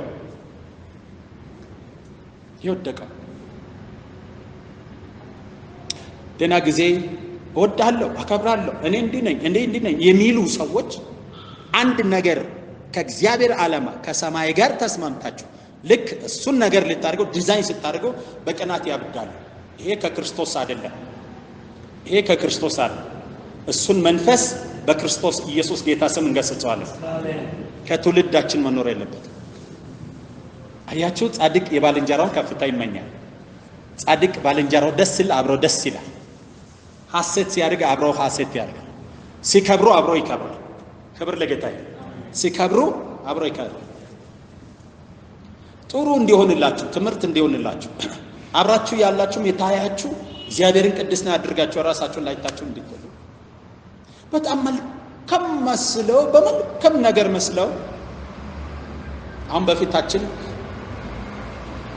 ሁለት ልጆች እግዚአብሔር በሰጣቸው ቀን ሰማይ በወሰነላቸው ቀን በዚሁ ቤተክርስቲያን በቅዱሳን ፊት የመጀመሪያን የክብር ጌማቸውን ይወስዳሉ። ይሄ የክብር ጌም ነው። ከሰማይ ነው የሚመጣ፣ ከሰው አይመጣም። በዘመድም የሚሆን ነገር አለ። ገና ይሄን ካሰብኩት ጀምሮ ትልቅ ለውለት የተከፈተ የተለያዩ ሐሳብ ነው ወደኔ ይሰናዘረው የነበረው። ለእያንዳንዱ የሚለውን ማለት ቅናት ባለቤቱን ትገድላለች። ቅናት ባለቤቱን ስለምትገድል እንዳትሞት ተጠንቀቂላል። እንዳትሞቺ ተጠንቀቂላል። ከዚህ በኋላ ይቅርታ ታድርጉልኛላችሁ። ሕይወት ዳግመኛ ስለተሰራ ከቃሉ ውጭ መጥታችሁ ምክሩን ከምትጠይቁ የሚመልስላችሁ ሊጎዳችሁ ስለሚችል ሊሰብራችሁ ስለሚችል እኔ ከዚህ በኋላ ሕይወትን የራሴ እሱ ወስደው በመጀመሪያ አስበን ተናግረን ይሄ መንፈስ ከቅናት ነው ወይስ ከምን ብለን የሚጥል ጌታ የሚያነሳ ጌታ አይደለ? የማን ቤት ነን? ማን ነው ዲዛይን በሱ ስራ ላይ እንድናደርግ የሰጠን? እኛ ማን ነን? የማን ላብራቶሪ ነን? እኛ ማን ነን? ማንን አቦክተን ፈጠርነን? ማንን ጠፍጥፈን ፈጠርነን? ማንን የሰራን የጠፋጠፈ የፈጠረ መንፈስን በስጋ ውስጥ ያስቀመጠ እግዚአብሔር ከሰማይ ሆኖ ይሄን አድርጋለሁ ካለ ማንነኛ? በኢየሱስ ክርስቶስም በእግዚአብሔር ዕውቀት ላይ ከፍ የሚል የሰው ሐሳብ ከዚህ በኋላ እዚህ ምድር ላይ እንዲኖር አልፈቅድም። በኢየሱስም እንገስጸዋለን። መልካም ምኞትን ከቤተ ክርስቲያን ይዞ ለመሄድ ሰይጣን የተጠቀመባቸው ብልቶቻቸው ለአመፃ አሳልፎ የሰጡ አሉ በቤተ ክርስቲያን። መጽሐፍ ቅዱሳዊ ነው። ውሸታም ወንድሞች የሚባሉ አስመሳይ የሚባሉ ከነዚህ ሽሹ ነው የሚለው። እየተማሩ የማያድጉ እየሰሙ ማይበለጽጉ ከነዚህ ሽሽ ነው። ሰናፎች ይላቸዋል፣ አይለወጡም ይላቸዋል። እንደውም ጌታም ቢያገኙ ይሰቅሉታል ነው የሚላቸው። ከእንደዚህ አይነት ሽሹ። አሜን። ሽሹ በኢየሱስ ስም። ከዝሙት ብቻ አይደለም የምንሸሸው። ቅናት፣ ቁጣ፣ አድመኝነት ያሳድማሉ። በቅናት ይሞክሩና ሲያቀታቸው ያሳድማሉ። ከመንፈሳቸው ጋር የሚስማሙን ይዞ በወሬ ይጀምራሉ። ወሬን ያናፈሳሉ። ከተማን ያደርሳሉ። እነዚህ የዲያብሎስ ልጆች ጸረ ክርስቶስ የቅድስና ጠላቶች ናቸው። ላይታችሁ ተለዩ። ከዚህ በፊትም ተናግሬያለሁ።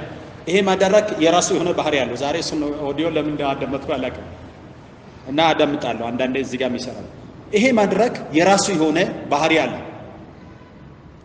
እኛ ማንንም ውጣ ውረድ ብለን አናውቅም። አንስተው ይተፋል። ተፍቷል። አሁን ብዙዎች ሲተፉ ግን ሲወጡ ከዚህ ሲተፉ ቀጥታ በዲያብሎስ እጅ ይገባል። ዲያብሎስ ወሬና ውሸት ይከታቸውና እየዞሩ ውሸትና ወሬ ያናፍሳል።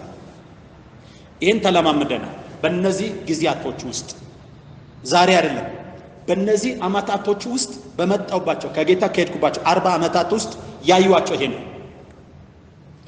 ይሄ ነው።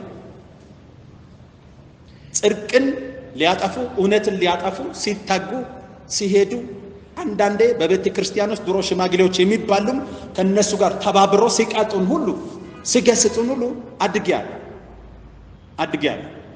አሁን ደግሞ እግዚአብሔር ዳግመኛ እድሜ ሰጠው አገልግል ብሎ በሰጠኝ ራእይና ቤተ ክርስቲያን ውስጥ ይሄ ኩርንችት እንዲበቅል አልፈቅድም። በኢየሱስ ስም አልፈቅድም። በቃ ይሄ ዘር እንዲበቅል አልፈቅድም። ሰው ባይኖር ብቻችንም ጌታን አገልግለን እንሄዳለን። ይበቃናል። እኛ በቂያችን። አሜን። በጣም በቂያችን። ከተቀደሰን ከተለያየንለት እኛ በቂያችን። ስለዚህ ህይወትን ከሚያጠፋ ቅድስናን ከሚያባለሽ ቅናት፣ ቁጣ፣ አድመኝነት ያድማሉ፣ ይሰበስባሉ፣ ከእውነት ፈቀቅ ይላሉ፣ ከእውነት ይሸሻሉ፣ ወሬን ይወዳሉ፣ ይሸሻሉ። አድመኞች በዚህ መጨረሻ ዘመን ላይ ያለ አመፀኛ ትውልድ የተባለው አመፀኛ ትውልድ በአድማ የተሞላ በውጭም በውስጥም በመንግስት ላይ አድማ ይፈጥራሉ። በቤተ ክርስቲያን በመሪ ላይ አድማ ይፈጥራሉ። መሪዎችን አያቅም። ይሄ በንፋስ የተጋፉ ዝናብ የሌላቸው ደመና እግዚአብሔር ላይ የሚነሱ እግዚአብሔር የሾማቸውን የሚሰድቡ ለአለቃ ማይገዙ ናቸው። ይሁዳ እንዳስቀመጠው እነዚህ ፍርዳቸው ፊት ለፊት የተዘጋጀላቸው። ከእንደነዚህ ተለዩ። ከእንደነዚህ አይነት መርምራችሁ ተለዩ። ከማን ጋር አብራችሁ እንደምትሄዱ ወቁ። መለያየት፣ መናፍቅነት፣ አያችሁ፣ ምቀኝነት፣ መለያየት፣ ይለያሉ። ህብረት አይወዱም፣ አንድነት አይወዱም፣ አብሮ መውጣት መግባት አይወዱም። መለያየትን ይወዳሉ፣ መናፍቅነትን ይወዳሉ። መናፍቅነት ምን ማለት ነው? ከእግዚአብሔር ቃል ከተጻፈው ውጭ ያለው ስብከትም አነጋገርም አካሄድም መናፍቅነት ይባላል፣ ከተጻፈው ውጭ። ስለዚህ ነው ሐዋርያቶች ወንድሞች ከተጻፈው ወንድሞች ወይ ከተጻፈው አትለፉ፣ ከዚህ ከተጻፈው አትለፉ ብሎ የሚያስተምረን። መናፍቅነት፣ ምቀኝነት፣ መግደል፣ ስከር፣ ዘፈኝነት ይህንም የሚመስል ነው። እንደዚህ አይነት የሚያደርግ ሰው ከእግዚአብሔር መንግስትና ከክርስቶስ መንግስት ውጪ ነው። እግዚአብሔር መንግስት አይወርስም ይላል። የእግዚአብሔር መንግስት ከማይወርሰው ሰው ጋር አብሬ አትሁን፣ ሊጎዳ ይችላል። መጠንቀቅ ያስፈልጋል። እነዚህ ስጋን የሚያድፉ ናቸው። ስጋን መቀደስ፣ ስጋ ሲራከስ በስጋ የሚኖረው እግዚአብሔር በዛ ስጋ ማደር ያቅቷል። ስጋ ሲረከስ፣ ስጋ በእነዚህ ምክንያት ኃጢአቱ ሲገባ በስጋ የሚያደር እግዚአብሔር በስጋችን ማደር ይከብደዋል። ምክንያቱም መቅደሱ እኛ ነን፣ መቅደሱ ስጋችሁ፣ እግዚአብሔር በእናንተ ያድራል። ሮሜ 6:12 እንግዲህ ለምኞቱ እንዳትታዘዙ በሚሞት ስጋችሁ ላይ ኃጢአትን አትስሩ። ለምኞቱ እንዳትታዘዙ በሚሞት ስጋችሁ ላይ ኃጢአትን አትስሩ። ሮሜ 6:12 ሮሜ ምዕራፍ 8ን በደንብ አንብቡ፣ ችግር የለም አጥኑ። በቤታችሁ የምታጥኑ ቃል ልስጣችሁ። ሮሜ ምዕራፍ 8 ቁጥር 3 እስከ 4 ቁጥር 5 ቁጥር 16 እነዚህን በደንብ አጥኑ። ስለ ስጋ ማሰብ ሞት እንዴት እንደሚያመጣ እንዴት ከእግዚአብሔር መንግስት እንደሚያወጣ አጥኑ። ቁጥር 7ም ቁጥር 8ም ቁጥር 9ንም አንብቡ። ቁጥር 12ንም አንብቡ። ዕዳ አለብን ይላል። ወንድሞች ሆይ ዕዳ አለብን። ዕዳው ስለ ስጋ አይደለም። ቁጥር 13 በተለይ እንደ ስጋ ፈቃድ ብትኖሩ ትሞቱ ዘንድ አላችሁ። እንደ ስጋ ፈቃድ ብትኖሩ ትሞቱ ዘንድ አላችሁ ላቸው ካልሽ ነው።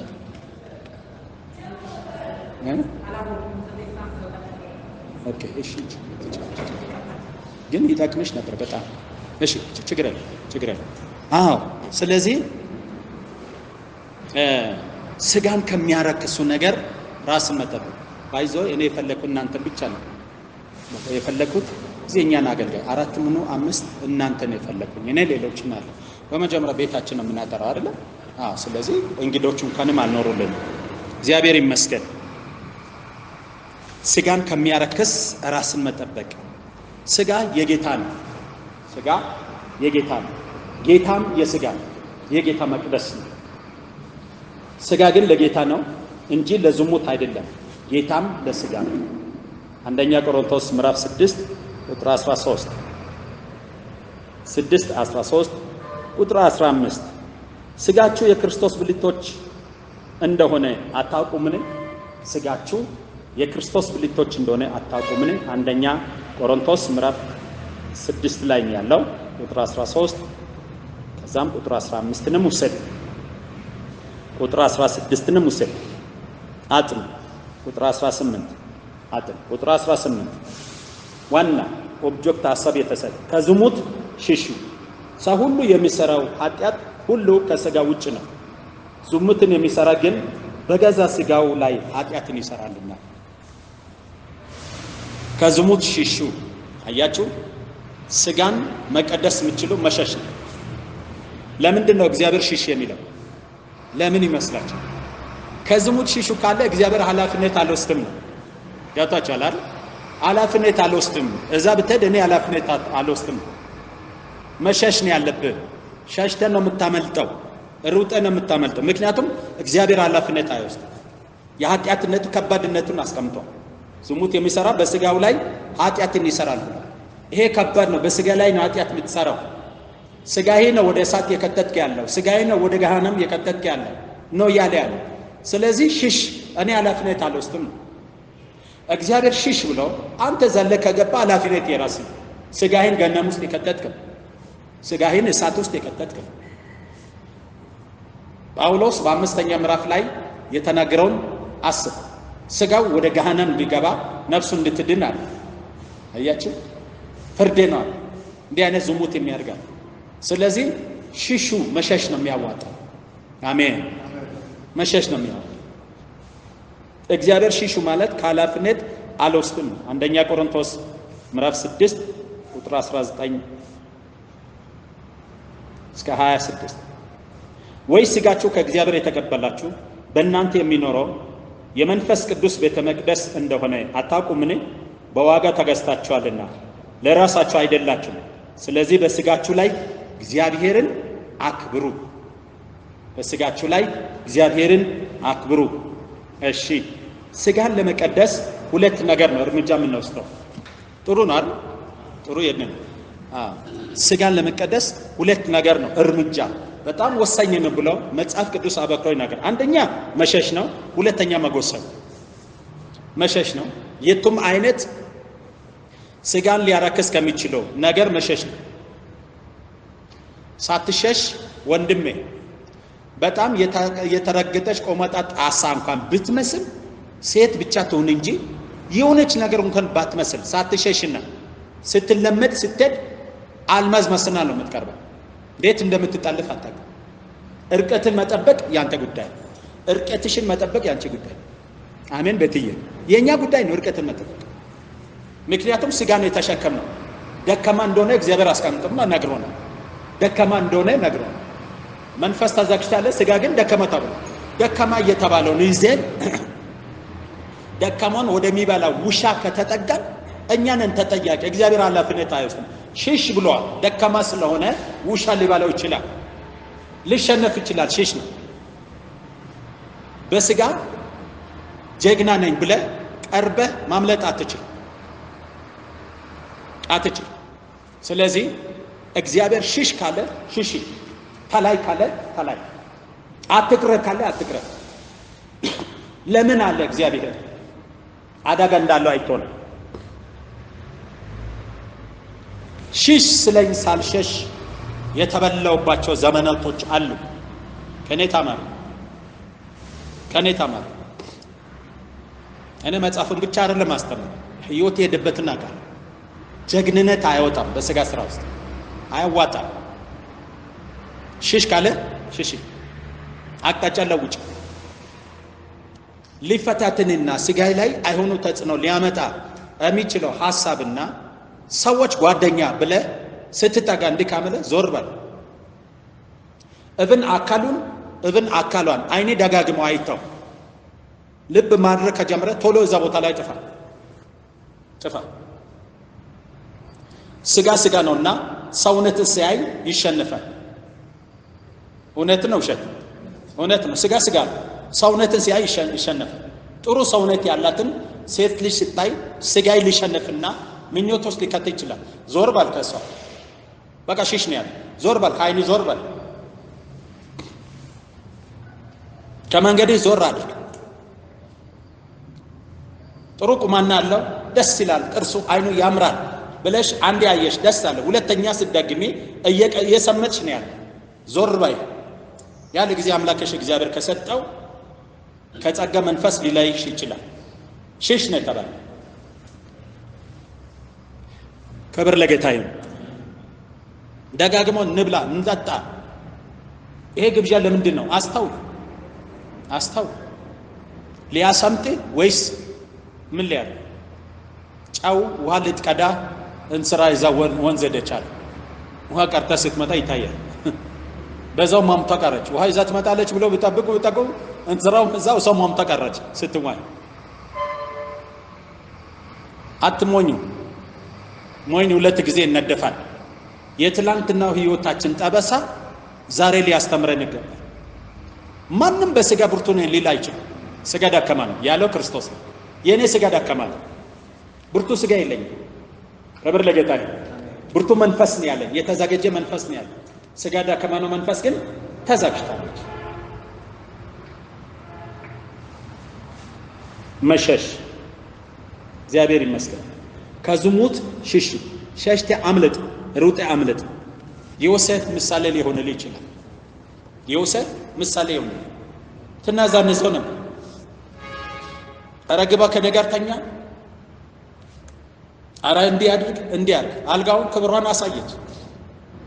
ዮሴፍ መሸሽ የሚለውን ከእግዚአብሔር የተማረ ስለሆነ ጠልፋ አልጋ ላይ ስትጥል የሚገላድማትን ጨርቅ ጥለው እርቃናውን ሸሽተው ወጣ። በእግዚአብሔር ፊት ጸደቀ፣ በሰው ፊት ግን ተኮነነ። ስትሸሽ በሌላ ነገር የሚያወጣብህ ይችላል። ሰይጣንም ሆነ የረከሱ ሰዎች የፈለጉትን ይበሉ፣ አንተ ግን አትሁን። አንቺ ግን አትሁን። ስለ አንቺ ሰዎች የፈለገውን ይበሉ፣ አንተ ግን እነሱ እንደሚል አትሁን። እኛንን እንጂ እግዚአብሔር የሚፈልገው እነሱን አለ። እግዚአብሔር ደግሞ ከማንም ሐሳብ ጋር ተስማምቶ አይደለም እኛን የሚማራ። እኔን ሊማራኝ ብቁ ሐሳብ አለ፣ ስሙ የተባረከ። አንቺን ሊማራሽ ብቁ ሐሳብ አለ። ስለዚህ ከከንቱ ሰው ሐሳብም መሸሽ ነው። ዮሴፍ ሸሽተው አመለጠ። አንደኛ ቆሮንቶስ ምዕራፍ 6 ቁጥር 9 ወይስ አመፀኞች የእግዚአብሔር መንግሥት እንዳይወርሱ አታውቁምን? አትሳቱ። ሴሰኛም ቢሆን ወይም ጣዖትን የሚያመልክ ወይም አመነዝራዎች ወይም ቀላጮች ወይም ከወንድ ጋር ዝሙት የሚሰሩ እግዚአብሔር መንግሥት እንዳይወርሱ አታውቁምን ይላል። ቁጥር 10 ላይ ወይም ሌቦች ወይም ገንዘብን የሚመኙ ወይም ሰካራሞች ወይም ተሰዳቢዎች ወይም ነጣቂዎች የእግዚአብሔር መንግሥት አይወርስም። ለብነትም እዚህ ጋር ተጠቅሳለች። ተሰዳቢም በዚህ ፖዚሽን ውስጥ ተጠቅሳለች። ዝሙት ከሚያደርግና ከሚሰደብ እኩል ነው። ሌባም እኩል ነው። የኃጢአት ትንሽና ትልቅ ነው። ስድብ እግዚአብሔር አንደበት የሰጠን እንድንባርክ ነው፣ እንድናመልከው ነው፣ እንድንሰድብበት አይደለም። ከዚህ ሽሹ። ቁጥር 18 ከዝሙት ሽሹ። ሰው የሚያደርገው ኃጢአት ሁሉ ከስጋ ውጭ ነው። ዝሙትን የሚሰራ ሁሉ በገዛ ስጋው ላይ ኃጢአት ያደርጋል። መሸሽ ጀግንነት። እግዚአብሔር ይመስገን። መሸሽ ጀግንነት። አንድና ሁለት ስጋ ደካማ ነውና ሊሳሳብ ሲፈለግ አቅጣጫ ለውጥ ሽሽ ተብላለ። እግዚአብሔር ይመስገን። ሃሌሉያ። ሁለተኛ መጎሰም ነው። አንደኛ ቆሮንቶስ ምዕራፍ 9 ቁጥር 27 ስለዚህ እኔ ያለ ሐሳብ እንዲሮጥ ሁሉ እንዲሁ አልሮጥም፣ ነፋስን እንደሚጎስም ሁሉ እንዲሁ አልገደልም። ነገር ግን ለሌሎች ከሰበኩ በኋላ ራሴ ተጣልኩ እንዳልሆን ስጋዬን እየጎሰሙ አስገዛለሁ። ስጋን መጎሰም ፈቃዱን መከልከል፣ መሆን የሚፈልገውን በእግዚአብሔር ቃል መመዘን፣ መጎሰም። ይህ ሰው ሐዋርያ ነው። ልብ አድርጉ። ይህ ሰው ብዙ ሩጧል፣ ግን አንድ ትልቅ ነገር ነው የሚያስቀምጠው። ለብዙ ከሰበኩ በኋላ ለብዙ ኮረኩ በኋላ እኔ የተጣልኩ እንዳልሆን ይላል። ሊጥለኝ የሚችለው ስጋ ብቻ ነው ነው አሜን አይደለም ሊጥለኝ የሚችለው ጠላቴ ሰይጣን ሳይሆን ስጋ ብቻ ነው። ከዚህ ከጳውሎስ መልእክት ተነስቼ እግዚአብሔር አሁን ሕይወትን ከቀየረ በኋላ ሰይጣን ለሴኮንድ እንኳን አልፈራም። ስጋዬ ነው የሚፈራ። ስጋዬ ነው የሚፈራ። ሰውን ሊጥል የሚችለው ስጋ እንጂ ሰይጣን አይደለም። እድል ፋንታ የለም። በእናንተ ላይም ስልጣን የለም። ወርቋል እሱ። ግን ስጋ ያው ነው፣ ይንቀሳቀሳል። አውታር አለ። ሰውን ሊጥል የሚችል እሱ። ስጋ ውስጥ ያሉ አምስቱም አውታሮች አደጋ የሚስቡ ናቸው። አይን ስጋ አያችሁ፣ አይን ያያል፣ አደጋ ይስባል። ጆሮ ይሰማል። ከምትሰሙ ነገር ካልተጠነቀቃችሁ አደጋ ይመጣል። የምትሰሙትን መምረጥ። እኔ ባለፈው ለልጆች አንዳንድ ነገር መፍራቸው ነበር። ከዛም እንዲህ ያሉ ብሎ ስል በመጀመሪያ ተናጋሪ ሳይሆን ሰሚ ጋር ነው ችግሩ አልኩ። ጆሮዎቻችሁ ቆሻሻ ከሆነ ቆሻሻ ነው የሚሰማው። ካልተቀደሰ በከተማችሁ ያለው ቆሻሻ የሚደፉ መኪናዎችን ተመልከቱ። ስራው ቆሻሻ ማጥፋት። ወራኛዎች ሁሉ ጊዜ ስራቸውን እየሰሩ ምን ልታርግ ጆሮ ሰጠ? እንዴትስ ወሬ ለመስማት ጆሮ የተፈጠረ? ገስጫለሁ ልጆች። በመጀመሪያ ጆሮአችን ቀድሱ። እናንተ የሰማችሁት ወሬ እንዴት ወደኔ አይመጣ? እግዚአብሔር ስለኔ ጉዳይና ስለ ቤቱ ጉዳይ አይነግረኝ? ድቃላዎች አይደለንም እኛ በወሬ የምንሄደው እኛ እግዚአብሔር ቤተሰቦች። ስለዚህ ወሬን መስማት በቻላችሁ ጊዜ አደገኛ እርክሳት ውስጥ የገባችሁ፣ ነፍስን ያረከሳችሁ፣ ስጋን ያረከሳችሁ። ስለዚህ ነው ከምትሰሙት ነገር ተጠበቁ። ከማን እንደምትሰሙ ወቁ። ብዙን ጊዜ ወሬ የሚሰሙ ሰዎች ከወሬኛ ሳይሆን ችግር ያለው ከሰሚው ነው። ሰሚ ባይኖር ተናጋሪ አይኖር፣ ተቀባይ ባይኖር ሌባ አይኖር። አይደለም ተቀባይ ባይኖር ሌባ አይኖር። ስለዚህ ጆሮዎቻችሁን ቀድሱ። በመጀመሪያ ጆሮ ሌላ አዲስ እንዲገጥምላችሁ አድርጉ። ሚሞሪዎቻችሁ እንዲቀይር አድርጉ። እናንተ በመጀመሪያ ተቀደሱ። ጆሮዎቻችሁ ሲቀደስ እግዚአብሔርን ብቻ መስማት ይጀምራል። ወደ ላይ ብቻ መስማት ይጀምራል። ወደ ግራ ወደ ቀኝ አይሰማም። አንዳንድ ሰዎች በጣም ህይወታቸው የሚመኙ ሰዎች አሉ። የፈለገውን ብትል አይሰማህም። እሱ ከላይ ነው አይሰማህም። ጎረቤትን አይሰማም፣ አካባቢም አይሰማም። ምንም ላይ ነው እሱ ከጌታ ጋር። እንደነዚህ አይነት ሰዎች ጆሮ የተገጠመላቸው እግዚአብሔር አዲስ ጆሮ የፈጠረላቸው ሰዎች ናቸው። ከኃጢአት የነጹ ናቸው። አያችሁ፣ ስጋ ማሽተት ያሸታል። አንዳንዱ እንደ ውሻ ያነፋነፈ የሸተተ ወሬ ያለበት ላይ ነው የሚያወሩ። ጆሮአችሁን ካልቀደሳችሁ እዛ እስቲ ሰው ጎብኝቼ ልሂድ ብላችሁ ስትሄዱ እያወሩ ወሬ ውስጥ ትገባላችሁ። ጆሮአችሁ ነው የሚጎትታችሁ። በመጀመሪያ ራሳችሁን ቀድሱ፣ አንደበታችሁን ቀድሱ።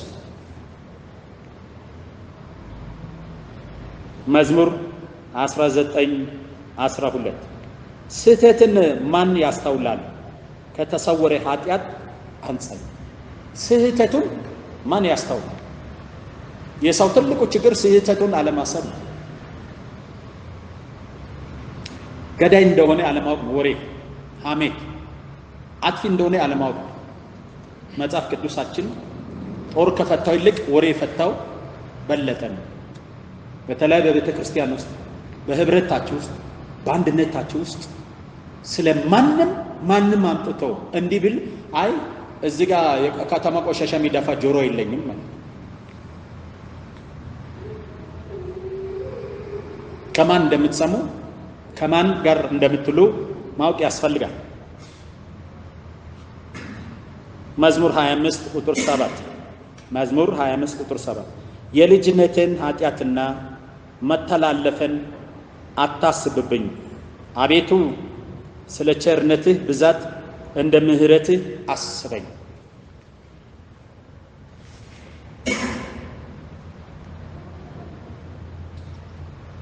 እግዚአብሔር ይመስገን። ስለዚህ ጳውሎስ ስጋ ብቻ ሊጥለው እንደሚችል ስላወቀ እጎስመዋለሁ፣ እየጎሰሙ አስገዛለሁ። ወንድሞች ነይቶች ፈጽሞ ሰማይ መላእክት ሊጥላችሁ አይችልም፣ ሰይጣንም አይችልም። እግዚአብሔርም እናንተን የሚጥልበት እጅ አልተፈጠረም። ስጋ ግን ይጥላል። ስጋ ግን ይጥላል። ስጋ ብዙዎችን ከእግዚአብሔር መንግስት አስወጥቷል። ብዙዎችን ከዓለም አስወጥቷል። ብዙዎችን ወደ አለ ጥሏል። ስለዚህ ከስጋ ስራ ሽሹ፣ ጎስሙት። ሁለተኛ ቆሮንቶስ ምዕራፍ 5 ቁጥር 10 ሁለተኛ ቆሮንቶስ ምዕራፍ 5 ቁጥር 10 መልካም ቢሆን ወይም ክፉ እንዳደረገ እያንዳንዱ በስጋው የተሰራውን ብድራት ይቀበል ዘንድ ሁላችን በክርስቶስ በፍርድ ወንበር ፊት ልንገለጥ ይገባልና። መልካምም የሆነ ክፉ እያንዳንዱ የሰራውን ስራ በስጋ ብድራት ሊቀበል በጌታ ፊት ልንቀርብ ይገባልና።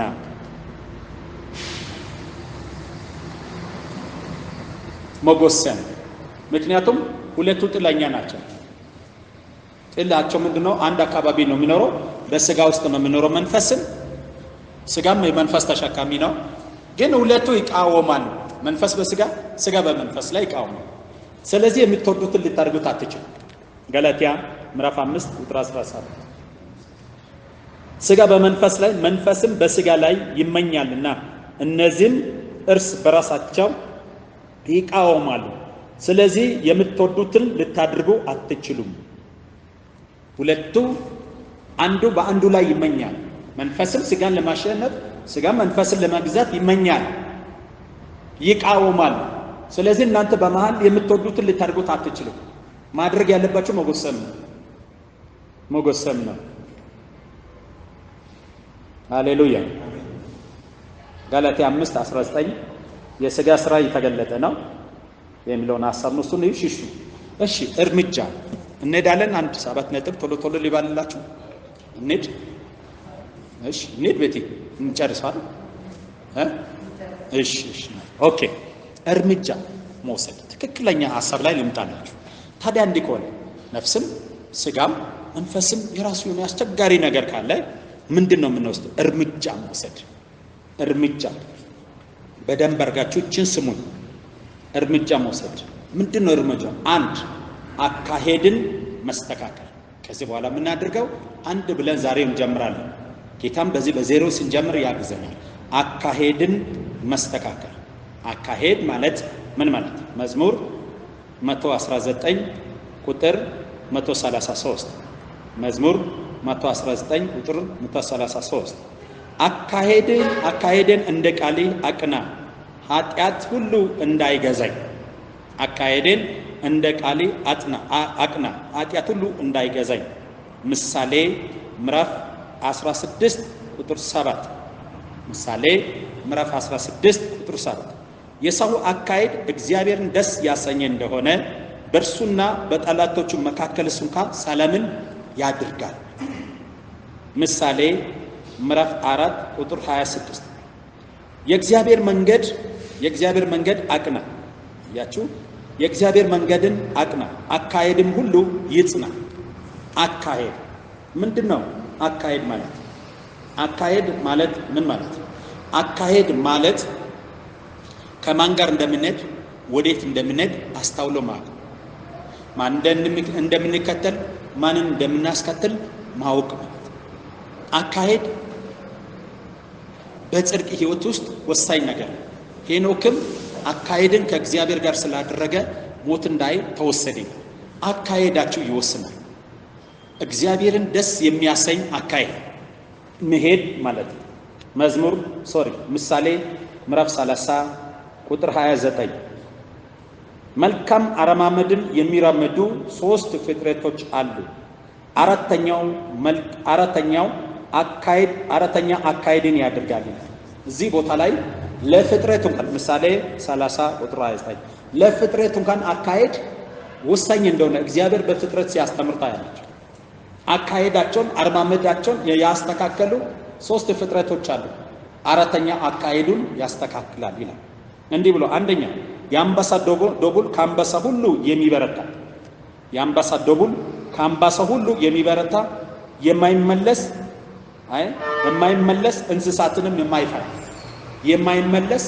እንስሳትንም የማይፈራ ከአካሄዱ የማይመለስ፣ ውሻ ወደ ትፋቱ እሪያም ወደ ጭቃው እንደሚሄድ የማይሄድ፣ የማይፈራ እግዚአብሔር ይመስገን የማይፈራ። ሁለተኛ በእንስቶች መካከል በድፍረት የሚራመድ አውራ ዶሮ። በአካሄዱ ምሳሌ ነው ተጠቅሷል። በእንስቶች መካከል በድፍረት የሚራመድ አውራ ዶሮ ተማምኖ ነው የሚራመደው። አካሄዱን አጥንቶ ነው የሚለው አውራ ዶሮ። ሶስተኛ መንጋን የሚመራ አውራ ፍየል። መንጋን የሚመራ አውራ ፍየል። አራተኛ በሕዝብ ፊት በግልጥ የሚናገር ንጉሥ። እነዚህ አካሄድ እግዚአብሔርን ደስ ያሰኛል። አካሄዳችሁን ማስተካከል፣ ከማን ጋር እንደምትሄዱ ከማን ጋር እንደምትወዱ ማወቅ። ሁለተኛ ማረቅ ራቅ ነው ማለት ማረቅ፣ ርቆ መሄድ፣ እርቀትን መጠበቅ። እግዚአብሔር ይመስገን እርቀት ከኃጢአት አይደለም።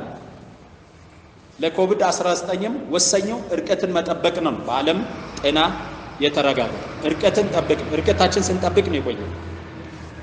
እርቀትን ጠብቅ። እርቀትን ባጠብቅ ከአንዱ ውስጥ ያለው ለድንገት ወደ አንዱ ይመጣል። አያችሁ? እርቀትን መጠበቅ ማረቅ። ክፉ ልብ ካላቸው አስቸጋሪ ከሚባሉ ሰዎች እርቀትን ጠብቆ መሄድ ማረቅ። ውሎን መቀየር መለየት፣ እርቀትን መጠበቅ። ከማን ጋር እንደምትውል ከማን ጋር እንደምታዘውትር ማስተዋል ይኖርብናል። አብረ የምትውለው ሰው ማንነት በህይወት ላይ ከፍተኛ ተጽዕኖ ያመጣል። ይሄን ማቸም በመጣችሁበት ልምድ አገኝታችሁታል ብዬ አምናለሁ። አብራችሁ የምትኖሩ አብራችሁ የምትበሉ አብራችሁ የምትሞቱ ሰው በህይወታችሁ ላይ ከፍተኛ ተጽዕኖ ያመጣል። ወረኛ ከሆነ ሳታውቅ ወረኛ ነው የምትሆነው። ሴሰኛ ከሆነ ሳታውቅ ሴሰኛ ነው የምትሆነው። ያወራል፣ ትሰማለህ፣ አብረህ ትበላለህ። ውሸታም ከሆነ የወጣለት ውሸታም ከሱ ደምረህ ውሸታም ነው የምትሆነው። ማረቅ ነው መጠበቅ። አንደኛ ቆሮንቶስ ምዕራፍ 15 ቁጥር 33 አትሳቱ፣ ክፉ ባልንጀራ አያችሁ መልካሙን አመል ያጠፋልና። አያችሁ? አትሳቱ፣ ክፉ ባልንጀራ መልካሙን አመል ያጠፋል። 15:33 አንደኛ ቆሮንቶስ። ከላይ ስንኛን ተመልከቱ። አትሳቱ፣ ድፍረት አለን ብላችሁ ጥልቅ አትበሉ። ክፉ ባልንጀራ መልካሙን አመል ያጠፋል። ወረኛ ሰው ጋር ውለህ ስታድር ወሬ ነው የምትለምደው። ከውሸታም ጋር ስትሆን ውሸት ነው ለምደህ የምትመጣው። ከጤናማ ሰው ጋር ስትሆን ደግሞ ጤናማ ነገር ለምደህ ትመጣለህ። ጤናማ ጨዋታ፣ ጤናማ ወሬ፣ መንፈሳዊ ነገር ተለማምደህ ትመጣለህ። ባይዘው ሊጠጋ ብለህ የምትጠጋው ሰው እናንተ ክርስቲያን ናቸው፣ እግዚአብሔር ልጆች ናቸው። ለሥራ ጉዳይ ሆነው ካልሆነ በስተቀር ከዓለም ጋር ሊንክ ሊኖራቸው አይገባም። ከዓለም ተለያዩ ነው ተለያዩ። በማይመች አካሄድ አያችሁ፣ ከዓለማዊ ጋር አትጣመሩ ነው። ስራ ያገናኘናል፣ ኑሮ ያገናኘናል፣ በቢሮ ደረጃ በምንም እንገናኛለን። እሱ የራሱ እንትን ግን ዓለማዊ ብለህ ጊዜ ሰጥተህ አብረ ማብላት አብረ መጠጣት ከጀመርክ ወሬውን ትለምዳለህ። ስለዚህ ማረቅ ነው፣ ርቆ መሄድ ነው። ርቆ መሄድ አንደኛ ጢሞቴዎስ ምዕራፍ 4 ቁጥር 7 ነገር ግን ለዚህ ዓለም ከሚመችና የአሮጊቶች ሴቶች ጨዋታ ከሚመስለው ተረት ራቅ። እግዚአብሔርን ለመምሰል ግን ራስን አስለምድ። የአሮጊቶች ጨዋታ ከሚመስል ተረት መራቅ፣ አላስፈላጊ በሆነው ተረት መራቅ አይለማም፣ ህይወትን ያበላሻል። አንዳንድ ሰዎች የአሮጊት ጨዋታ የሚመስል የሌለውን ያለውን ይዞ ይመጣል። ተረት ህይወት የለበትም። እናንተ እግዚአብሔር ቅዱስ ዕቃ ናቸው። እናንተ በዓለማ ነው እዚህ ምድር ላይ ያላችሁ። ዛሬ የኖርኮ በዓለማ ነው። ዛሬ በአንተ እግዚአብሔር ዓለምን ሊገዛ የፈለገው ምክንያት ሲኖር ብቻ ነው። አሜን። አዎ በዓለማ ነው ወደዚህ የመጣችሁ፣ በዓለማ ነው እዚህ ጋር የተቀመጣችሁ። እግዚአብሔር ስራ ፈት ስላልሆነ በዚህ ዓለም አላስቀመጣችሁ። በአንቺ ሊሰራ ያለው ነገር ስላለ፣ በአንተ ሊሰራ ያለው ነገር ስላለ፣ ስለዚህ የአሮጌት ጨዋታ ከሚመስል ተረት ራቅ። ማይጠቅሙና ከንቶዎች ናቸው። ከማን ጋር እንደምታወሩ ማወቅ ነው። ሁለተኛ ጢሞቴዎስ ምዕራፍ 2 ቁጥር 16 ነገር ግን ለዓለም ከሚመች ከከንቱ መለፍለፍ ራቅ፣ ኃጢአተኝነታቸውን ከፊት ይልቅ ይጨምራሉና ቃላቸውም እንደ ጭንቋር ይባላል። ኃጢአተኝነትን ከፊት ይልቅ ይጨምራል። ከንቱ ከሆነው ነገር ለዓለም ከሚመች ከከንቱ መለፍለፍ ማረቅ ነው። አያስፈልግም። ከእናንተ አፍ ሊወጣ የሚገባው የጸጋ ቃል ነው። ሕይወትን የሚሰጥ ቃል ነው።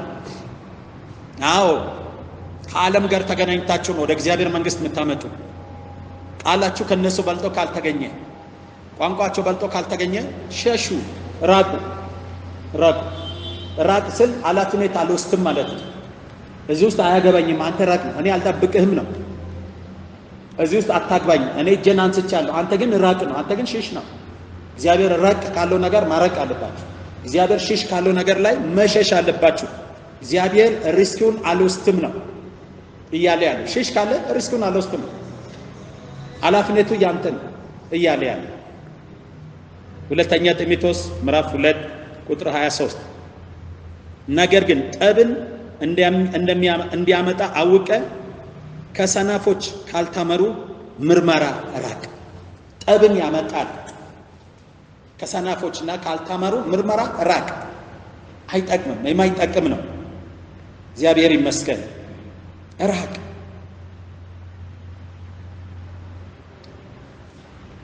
ሁለተኛ ጢሞቴዎስ ምዕራፍ 3 ቁጥር 5 የአምልኮት መልክ አላቸው፣ ኃይሉን ግን ክዷል።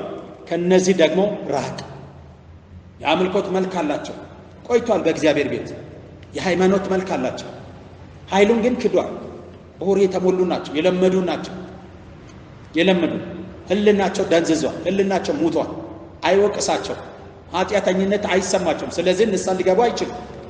ከነዚህ ራቅ። አስተውሉ። እግዚአብሔር ራቁ የሚለውን ነገር ደፍራችሁ አትጠጉ። ሶስተኛ መቶ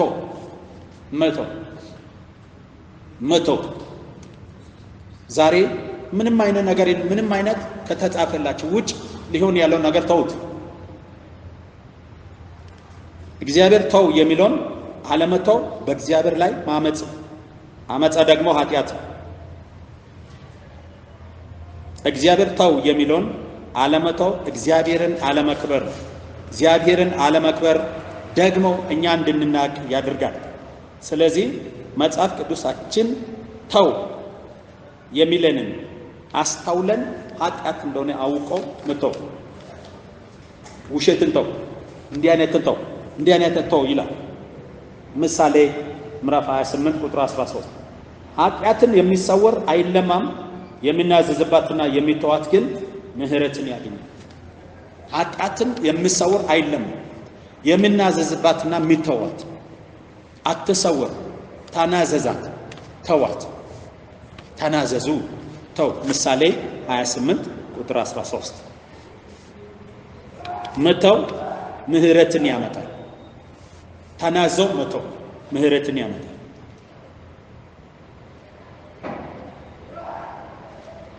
እሺ፣ እርሾን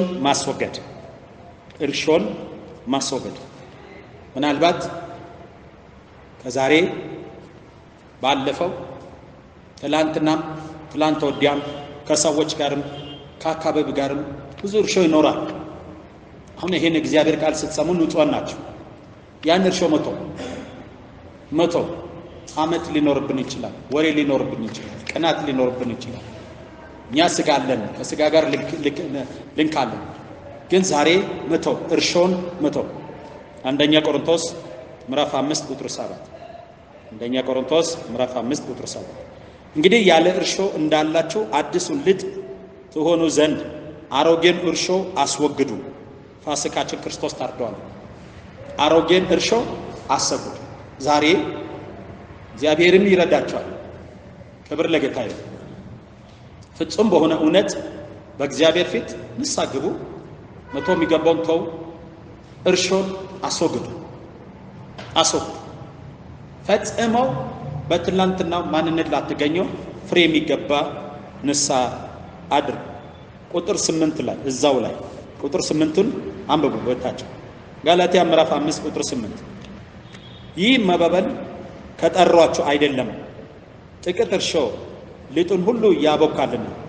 እያችሁ ይህ ማባበል ከጠሯችሁ አይደለም፣ ጥቂት እርሾ ሊጡን ሁሉ ያቦካል። ጥቂቷ ነገር አካላችን ሁሉ ታበላሻለች። የኃጢአትን እርሾ ማስወገድ አይጠቅመንም።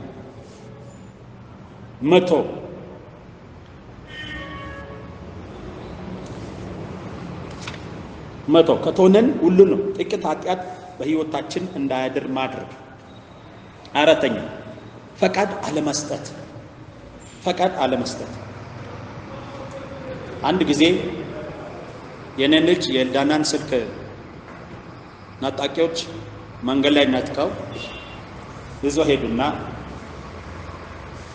ያው ጌታም ትልቅ ስለሆነ ተያዘ ሰውየው እና ሰውየው ተይዘው ፖሊስ ጣቢያ ሄደና ፖሊሱ እንዴት እንዲታርግ ይሄን ይመስል ወንጀል ትሰራለህ? አይ ሰይጣን አሳስቶኝ ነው አለ። ሰይጣን አሳስቶ አንተ ምን ልታርግ ሰይጣን ጋር ሄድካል? ሰይጣን እኮ ድንበሩን ጥሰህ ከገባ እሱ ስራውን ይሰራል። ምን ልታርግ ወደ ሰይጣን ሄድካል? አንተ ካልሄድክና ካልነካ እሱ ካንተ ጋር ጉዳይ የለም። ለኔ በጣም ትልቅ ትምህርት። እናንተ ካልሄዳችሁ ፈቃድ ካልሰጣችሁ ሰይጣንም የሆነ ኃጢአት ወደ እናንተ መምጣት አይችልም። ሁሉም ከሰው ልጆች ፈቃድ ጋር ነው የተሰራው። የእናንተን ፈቃድ ሰይጣንም ጥሶ አይመጣም፣ ኃጢአትም ጥሶ አይመጣም፣ እግዚአብሔር ራሱም ጥሶ አይመጣም። ፈቃዳችሁን ጠይቁ ነው አብሮ። ስለዚህ ፈቃድ አለመስጠት። እናንተ በሰጣችሁት ፈቃድ እናንተ በትንሽ ስንፍና ትንሽ ልጭ ስትኖር ቀልድ መስላችሁ በትንሹ ባደረጋችሁ ነገር ነው ኃጢአት ሾልኮ የሚገባው። ያዕቆብ ምዕራፍ 1 ቁጥር 14። ነገር ግን እያንዳንዱ በራሱ ምኞት ሲሳብና ሲታለል ይፈተናል እንጂ እግዚአብሔር ማንንም በክፉ አይፈትንም። እያንዳንዱ ሰው በራሱ ምኞት ሲታለልና ሲሳብ ነው ችግር ውስጥ የሚገባው። ቅድም እንዳልኳችሁ ምኞት ቶሎ ነው የምትጸንሰው፣ ችግር ትወልዳለች። ሰው በምኞቱ ሲሳብ ነው ችግር የሚያመጣው። ኃጢአት የሚጀምረው ከሐሳብ ውስጥ ነው። ሐሳብ ፈቅደው የተቀበለውን አካል ሁሉ ይቀበላል። አካል ሁሉ ይቀበላል። ሁለተኛ ቆሮንቶስ ምዕራፍ 11 ቁጥር 2 እና 3 የሔዋንን ሐሳብ እንዴት እንዳገኘ ነው የምናገረው። ጳውሎስ እባብ በተንኮሉ የሔዋንን ሐሳብ እንዳበለሸ ሐሳባችሁ ለክርስቶስ ካለው መልካም ነገር እንዳይበለሽ ይፈራሉ ይላል። እባብ እንዴት ነው የሔዋንን ሐሳቧን ያገኘው? የሚጎምጅ የሚያርገ ትኩረቷን ያገኘው። ትኩረታችሁን መጠበቅ ፈቃድ አለመስጠት። አምስተኛ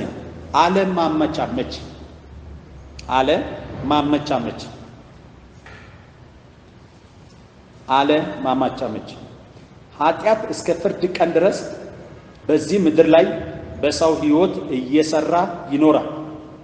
በአንዳንዶችም ዘንድ ኃጢአት የለም የሚል አባባልም አለ።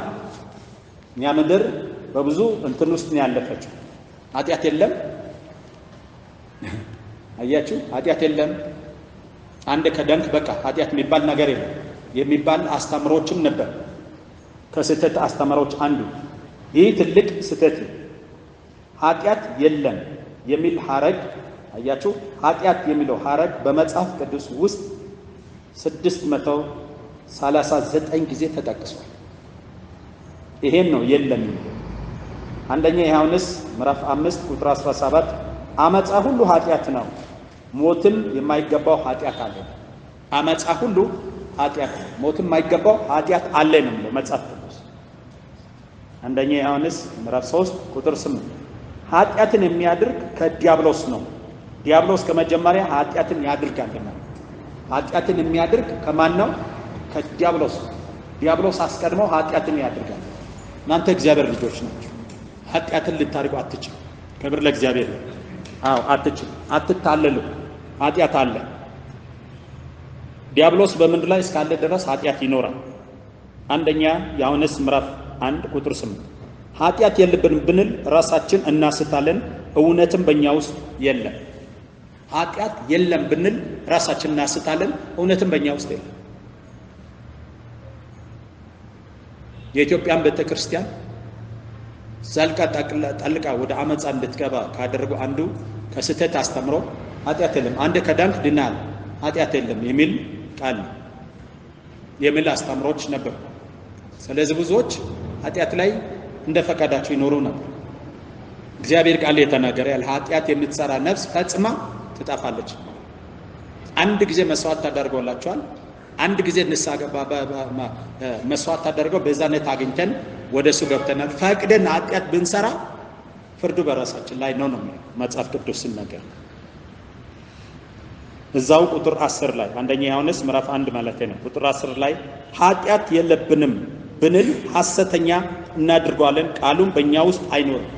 ራሱ እግዚአብሔርን ሐሰተኛ እናድርጋለን ኃጢአት የለብንም ብንል። አንደኛ ዮሐንስ ምዕራፍ 3 ቁጥር 4 ኃጢአት የሚያደርግ ሁሉ አመፃን ያድርጋል፣ አመፃን ደግሞ ያድርጋል። ኃጢአት አመፃ ነው። አመፃ ማለት ደግሞ በእግዚአብሔር ላይ መነሳት ነው። ኃጢአት አመፃ ነው። ሃሌሉያ። ገላትያ ምዕራፍ 2 ቁጥር 17 ነገር ግን በክርስቶስ ልንጸድቅ የምንፈልግ ስንሆን ራሳችን ደግሞ የኃጢአተኞች ሆነን ከተገኘን እንግዲህ ክርስቶስ የኃጢአት አገልጋይ ነው ማለት ነው። አያችሁ፣ በክርስቶስ ልንጸድቅ የምንፈልግ ሆነን እኛም ደግሞ ኃጢአተኞች ሆነን ከተገኘ ክርስቶስ የኃጢአት አገልጋይ ነው ማለት ነው። ከቶ ሊሆናቸው ለኃጢአት የሞተን እኛ እንደገና ደግሞ ኃጢአት እንዴት መስራት እንችላለን? ለኃጢአት ሞተን በክርስቶስ በጽድቅ እንድንኖር የተጠራን እኛ እንዴት የኃጢአት ባሪያ ልንሆን እንችላለን? ስለዚህ ወገኖች ሆይ ኃጢአት አለ፣ ኃጢአትን አታድርጉ፣ አመፃ ሁሉ ኃጢአት ነው። ቁጥር 18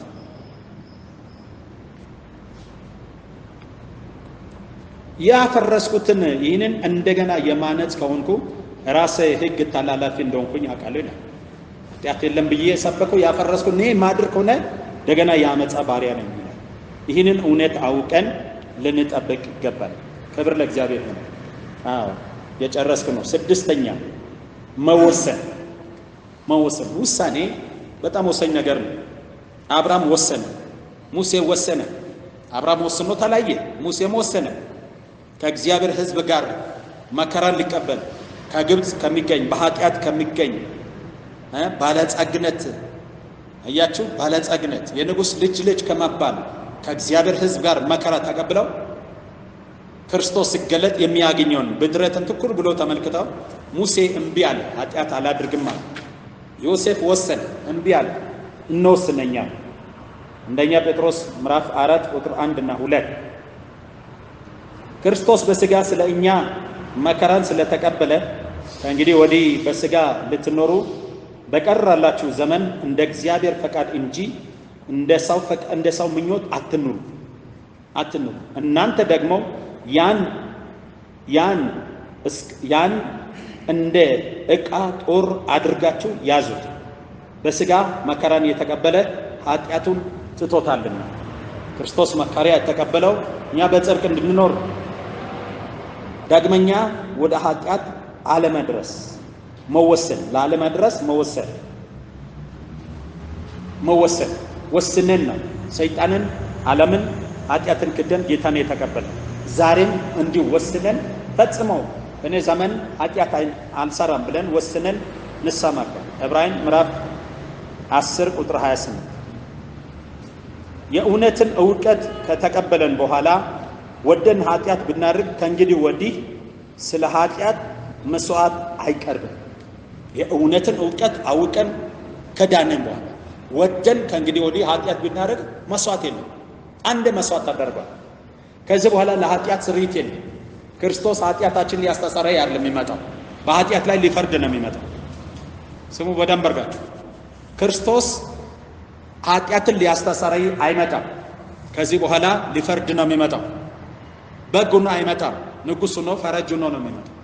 ስለዚህ ኃጢአትን ማስወገድ ያለብን እኛ ነን። መተው ያለብን እኛ ነን። መወሰን ያለብን እኛ ነን። ሰባተኛ መመለስ መመለስ መመለስ ኃጢአታችን ከተሳሳትንበት መንገድ ከተሳሳትንበት አቅጣጫ መመለስ፣ ኃጢአታችንን መናዘዝ፣ መንገድን መቀየር። ነፍስ ኃጢአቱን የሚተው ነፍሱን ከሞት እንደሚጠብቅ አታውቁምን? ያዕቆብ ምዕራፍ 5 ቁጥር 20። ከተሳሳትንበት ኃጢአት ልምምድ ውስጥ ከገባንበት ንስሐ ገብተን መመለስ መተው። ስምንተኛ መጋደል ከኃጢአት ጋር መጋደል። ከኃጢአት ጋር እየተጋደላችሁ ገና ደምን እስከ ማፍሰስ ድረስ አልተቃወማችሁምና መጋደል። እምቢ ማለት አይመጥነኝም ማለት መጨከን። ክብር ለጌታ ይሁን። መጨከን ይሄ ነው የሚያስፈልገው። እምቢ ይሄ አይገባኝም አይመጥነኝም ብለው መጋደል መጨከን። ዕብራውያን ምዕራፍ 12 ቁጥር 4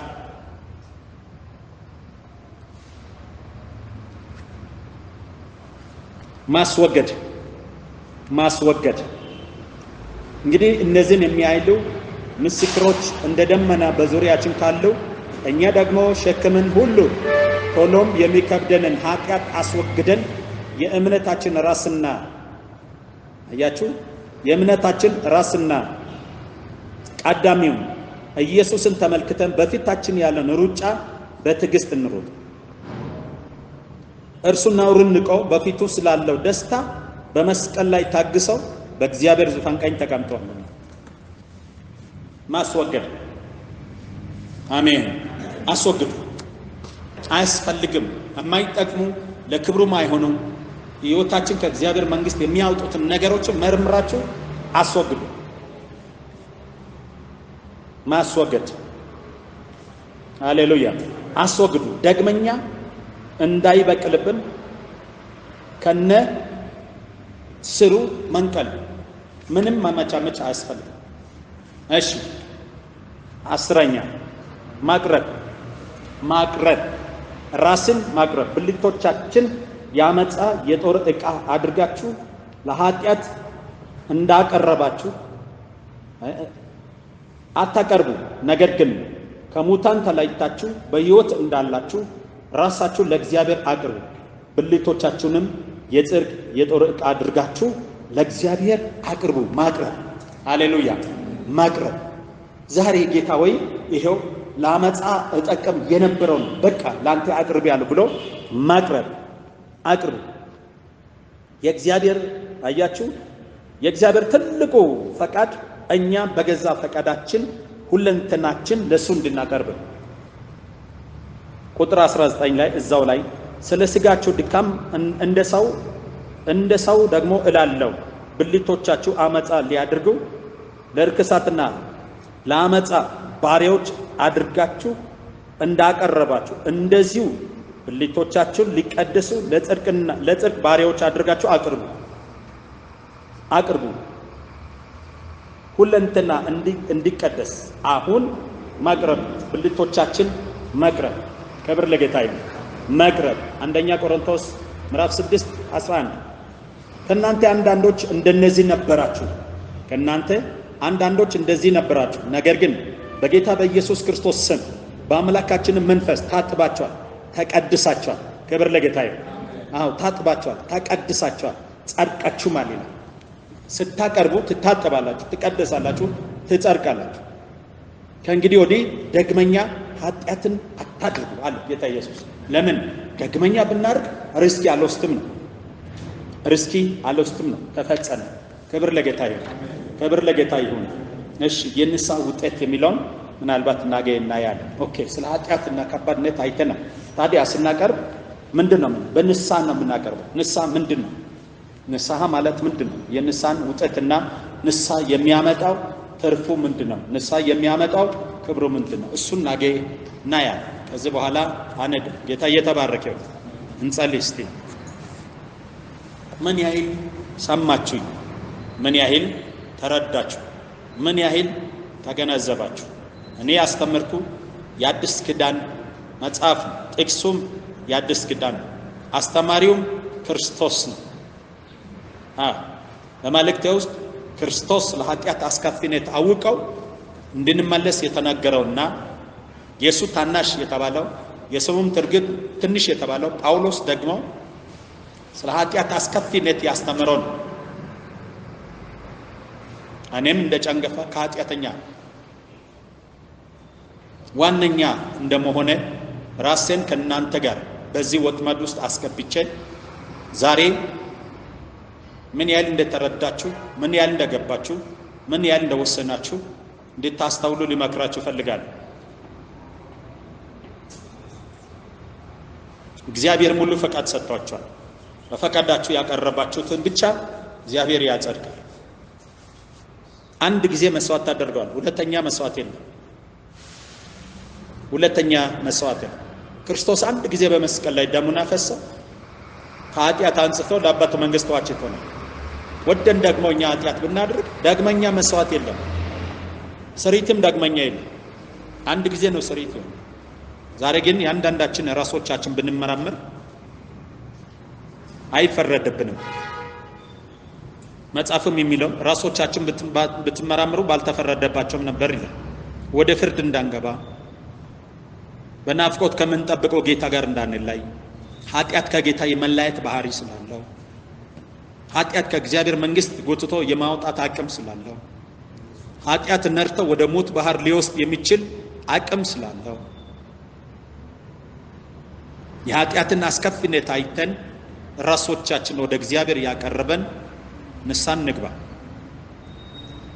መልእክቴ የዛሬው በዚህ ማታ በቀራላችሁ ጊዜ የተጸጸታችሁ ራሳችሁን የፈተሻችሁ ንስሐ የገባችሁ ይደሩ። ነገ የንስሐ ውጤትና ፍሬ ምን ያስገኛል በሚለው ሐሳብ አብረን ስንገናኝ ንስሐ ሊያመጣ የሚችለው ንስሐ ሊያስገኝ የሚችለው ፍሬዎችን አብረን እናያለን። የመጀመሪያ አፍን እንድከፍት እንዲጀምር ጌታ ያለኝ ይሄ ነው። ንስሐ ስበክ ነው ያለኝ። እሱ ያለኝን ብያለሁ። ከሱ የሰማሁትን ተናግሬያለሁ። እሱ የሰጠኝን ቃል ሰጥቻችኋለሁ። እኔ አሁን ንጹህ ነኝ። እናንተ በፈቃዳችሁ ራሳችሁን ቀድሳችሁ ለእግዚአብሔር የምትበቁ ሁናችሁ ለክርስቶስ የምትበቁ ሁናችሁ እግዚአብሔርን በመምሰል ሊመጣ ያለውን የጌታችሁን ክብር ልትጠብቁ ይገባችኋል። የለበሳችሁ ስጋ ደካማ እንደሆነ ጌታ ነግሯችኋል። ስጋ የሰራችሁን ነፍስ የሰራችሁን በመንፈሳችሁ ውስጥ ያለውን ድካሞችን በሙሉ ላዩ። አንደበቶቻችሁን ተመልከቱ። እስቲ ብልቶቻችሁን በሙሉ ተመልከቱ። ፍጥረት ሁሉ በፊቱ የተራቆተ ነውና ተመልክታችሁ እንደተመራችሁ ሁሉ በጌታ ፊት ራሶቻችሁን አዋርዱ። ትቀድሱም ዘንድ ፈልጉ። ያለ እርሱ ጌታን ሊያይ የሚችል የለምና። ጌታን ለማየት የሚፈልግ ሰው ሁሉ ይቀደስ። ያለ እርሱ ጌታን አታዩ። ወንድሞችና እህቶች አሁን ባለቀና በመጨረሻው ዘመን በመረቀላችሁና አዲሱን ጎዳና በሰጣችሁ በጌታ ጸንታችሁ ትሄዱ ዘንድ ዛሬ የሚመክራችሁ ከኃጢአት ተመለሱ። መንገዳችሁን አስተካክሉ። ጎዳናችሁን አስተካክሉ። እግዚአብሔር ይመስገን። ይህን የመጨረሻ ጸሎት ከእህታችን ቤቲ ጋር እንጸልይና እኔ ደመድማለሁ። ጸጋውን አበስቶልኛል። ስሙ የተባረከ ይሁን። ያ በደንብ ተጠምታችሁ የሰማችሁ ስላለ ማቆም አልቻልኩም። ጌታ ግን ደግሞ አረድቶኛል። 30 ደቂቃ በላይ የሚሄድ አልመሰለኝም ነበር። የመጀመሪያው ፖርሽን ጨርሻለሁ። ነገ ግን የንስሐ ፍሬ በሚለው ላይ ሰፊ ከውይይትም ጭምር ይኖራል፣ ከአዳራም ጭምር። ከዚህ በኋላ ህይወታችን ተቀድሶ ነው መሄድ ያለበት። እግዚአብሔር ይመስገን። እድለኞች ናችሁ። እግዚአብሔር ስለፈለጋችሁ ብቻ እዚህ ተገኝታችኋል። እኔም የሚፈልገው ቤቱ ውስጥ ያሉ አገልጋዮች እኛ ነን። በመጀመሪያ ለወይን ነው የሚቀደሰው። እግዚአብሔር አስቀድሞ ለወይን ያጠራል። ከዛ በኋላ ነው ወደ ጉባኤ የሚሄደውና ጉባኤን አለ የፈለኩት። እግዚአብሔር ይመስገን። እግዚአብሔርም አድርጓል። ከቤቴ ጋር እንጸልይና የዛሬውን እንጨርሳለን። ሃሌሉያ።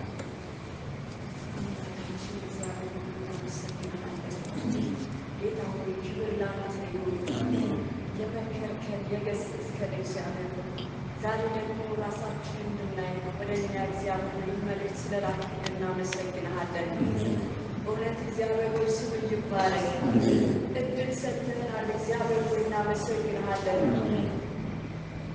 ጌታ እጅግ አድርገን እንባርክሃለን። እጅግ አድርገን እናመሰግንሃለን። ቃሉን ላከፈወሳቸው ከመከራቸው ማዳናቸው ለሚል እግዚአብሔር ሆይ ዛሬ የምንድንበት ቃል ስለመጣልን እናመሰግንሃለን። ቃልን ለእኛ ስለላክልን እግዚአብሔር ሆይ እናመሰግንሃለን። በጌታ በኢየሱስ ስም ክብር ላንተ ይሁን። የጻድቅ ሰው ኃይል በራሱ ላይ ነው ይላል ቃል እግዚአብሔር ሆይ ዛሬ እያንዳንዳችን ሕይወታችንን የምንፈትሽበት ቃል ነው የመጣልን። አምላካችን እግዚአብሔር ሆይ እናመሰግንሃለን። እያንዳንዳችንን ጌታው ልትፈትሽ ራሳችንን ብናይ ስለወደድክ ስለመከርከን ስለመጣው ቃል ስምህ ይባረክ።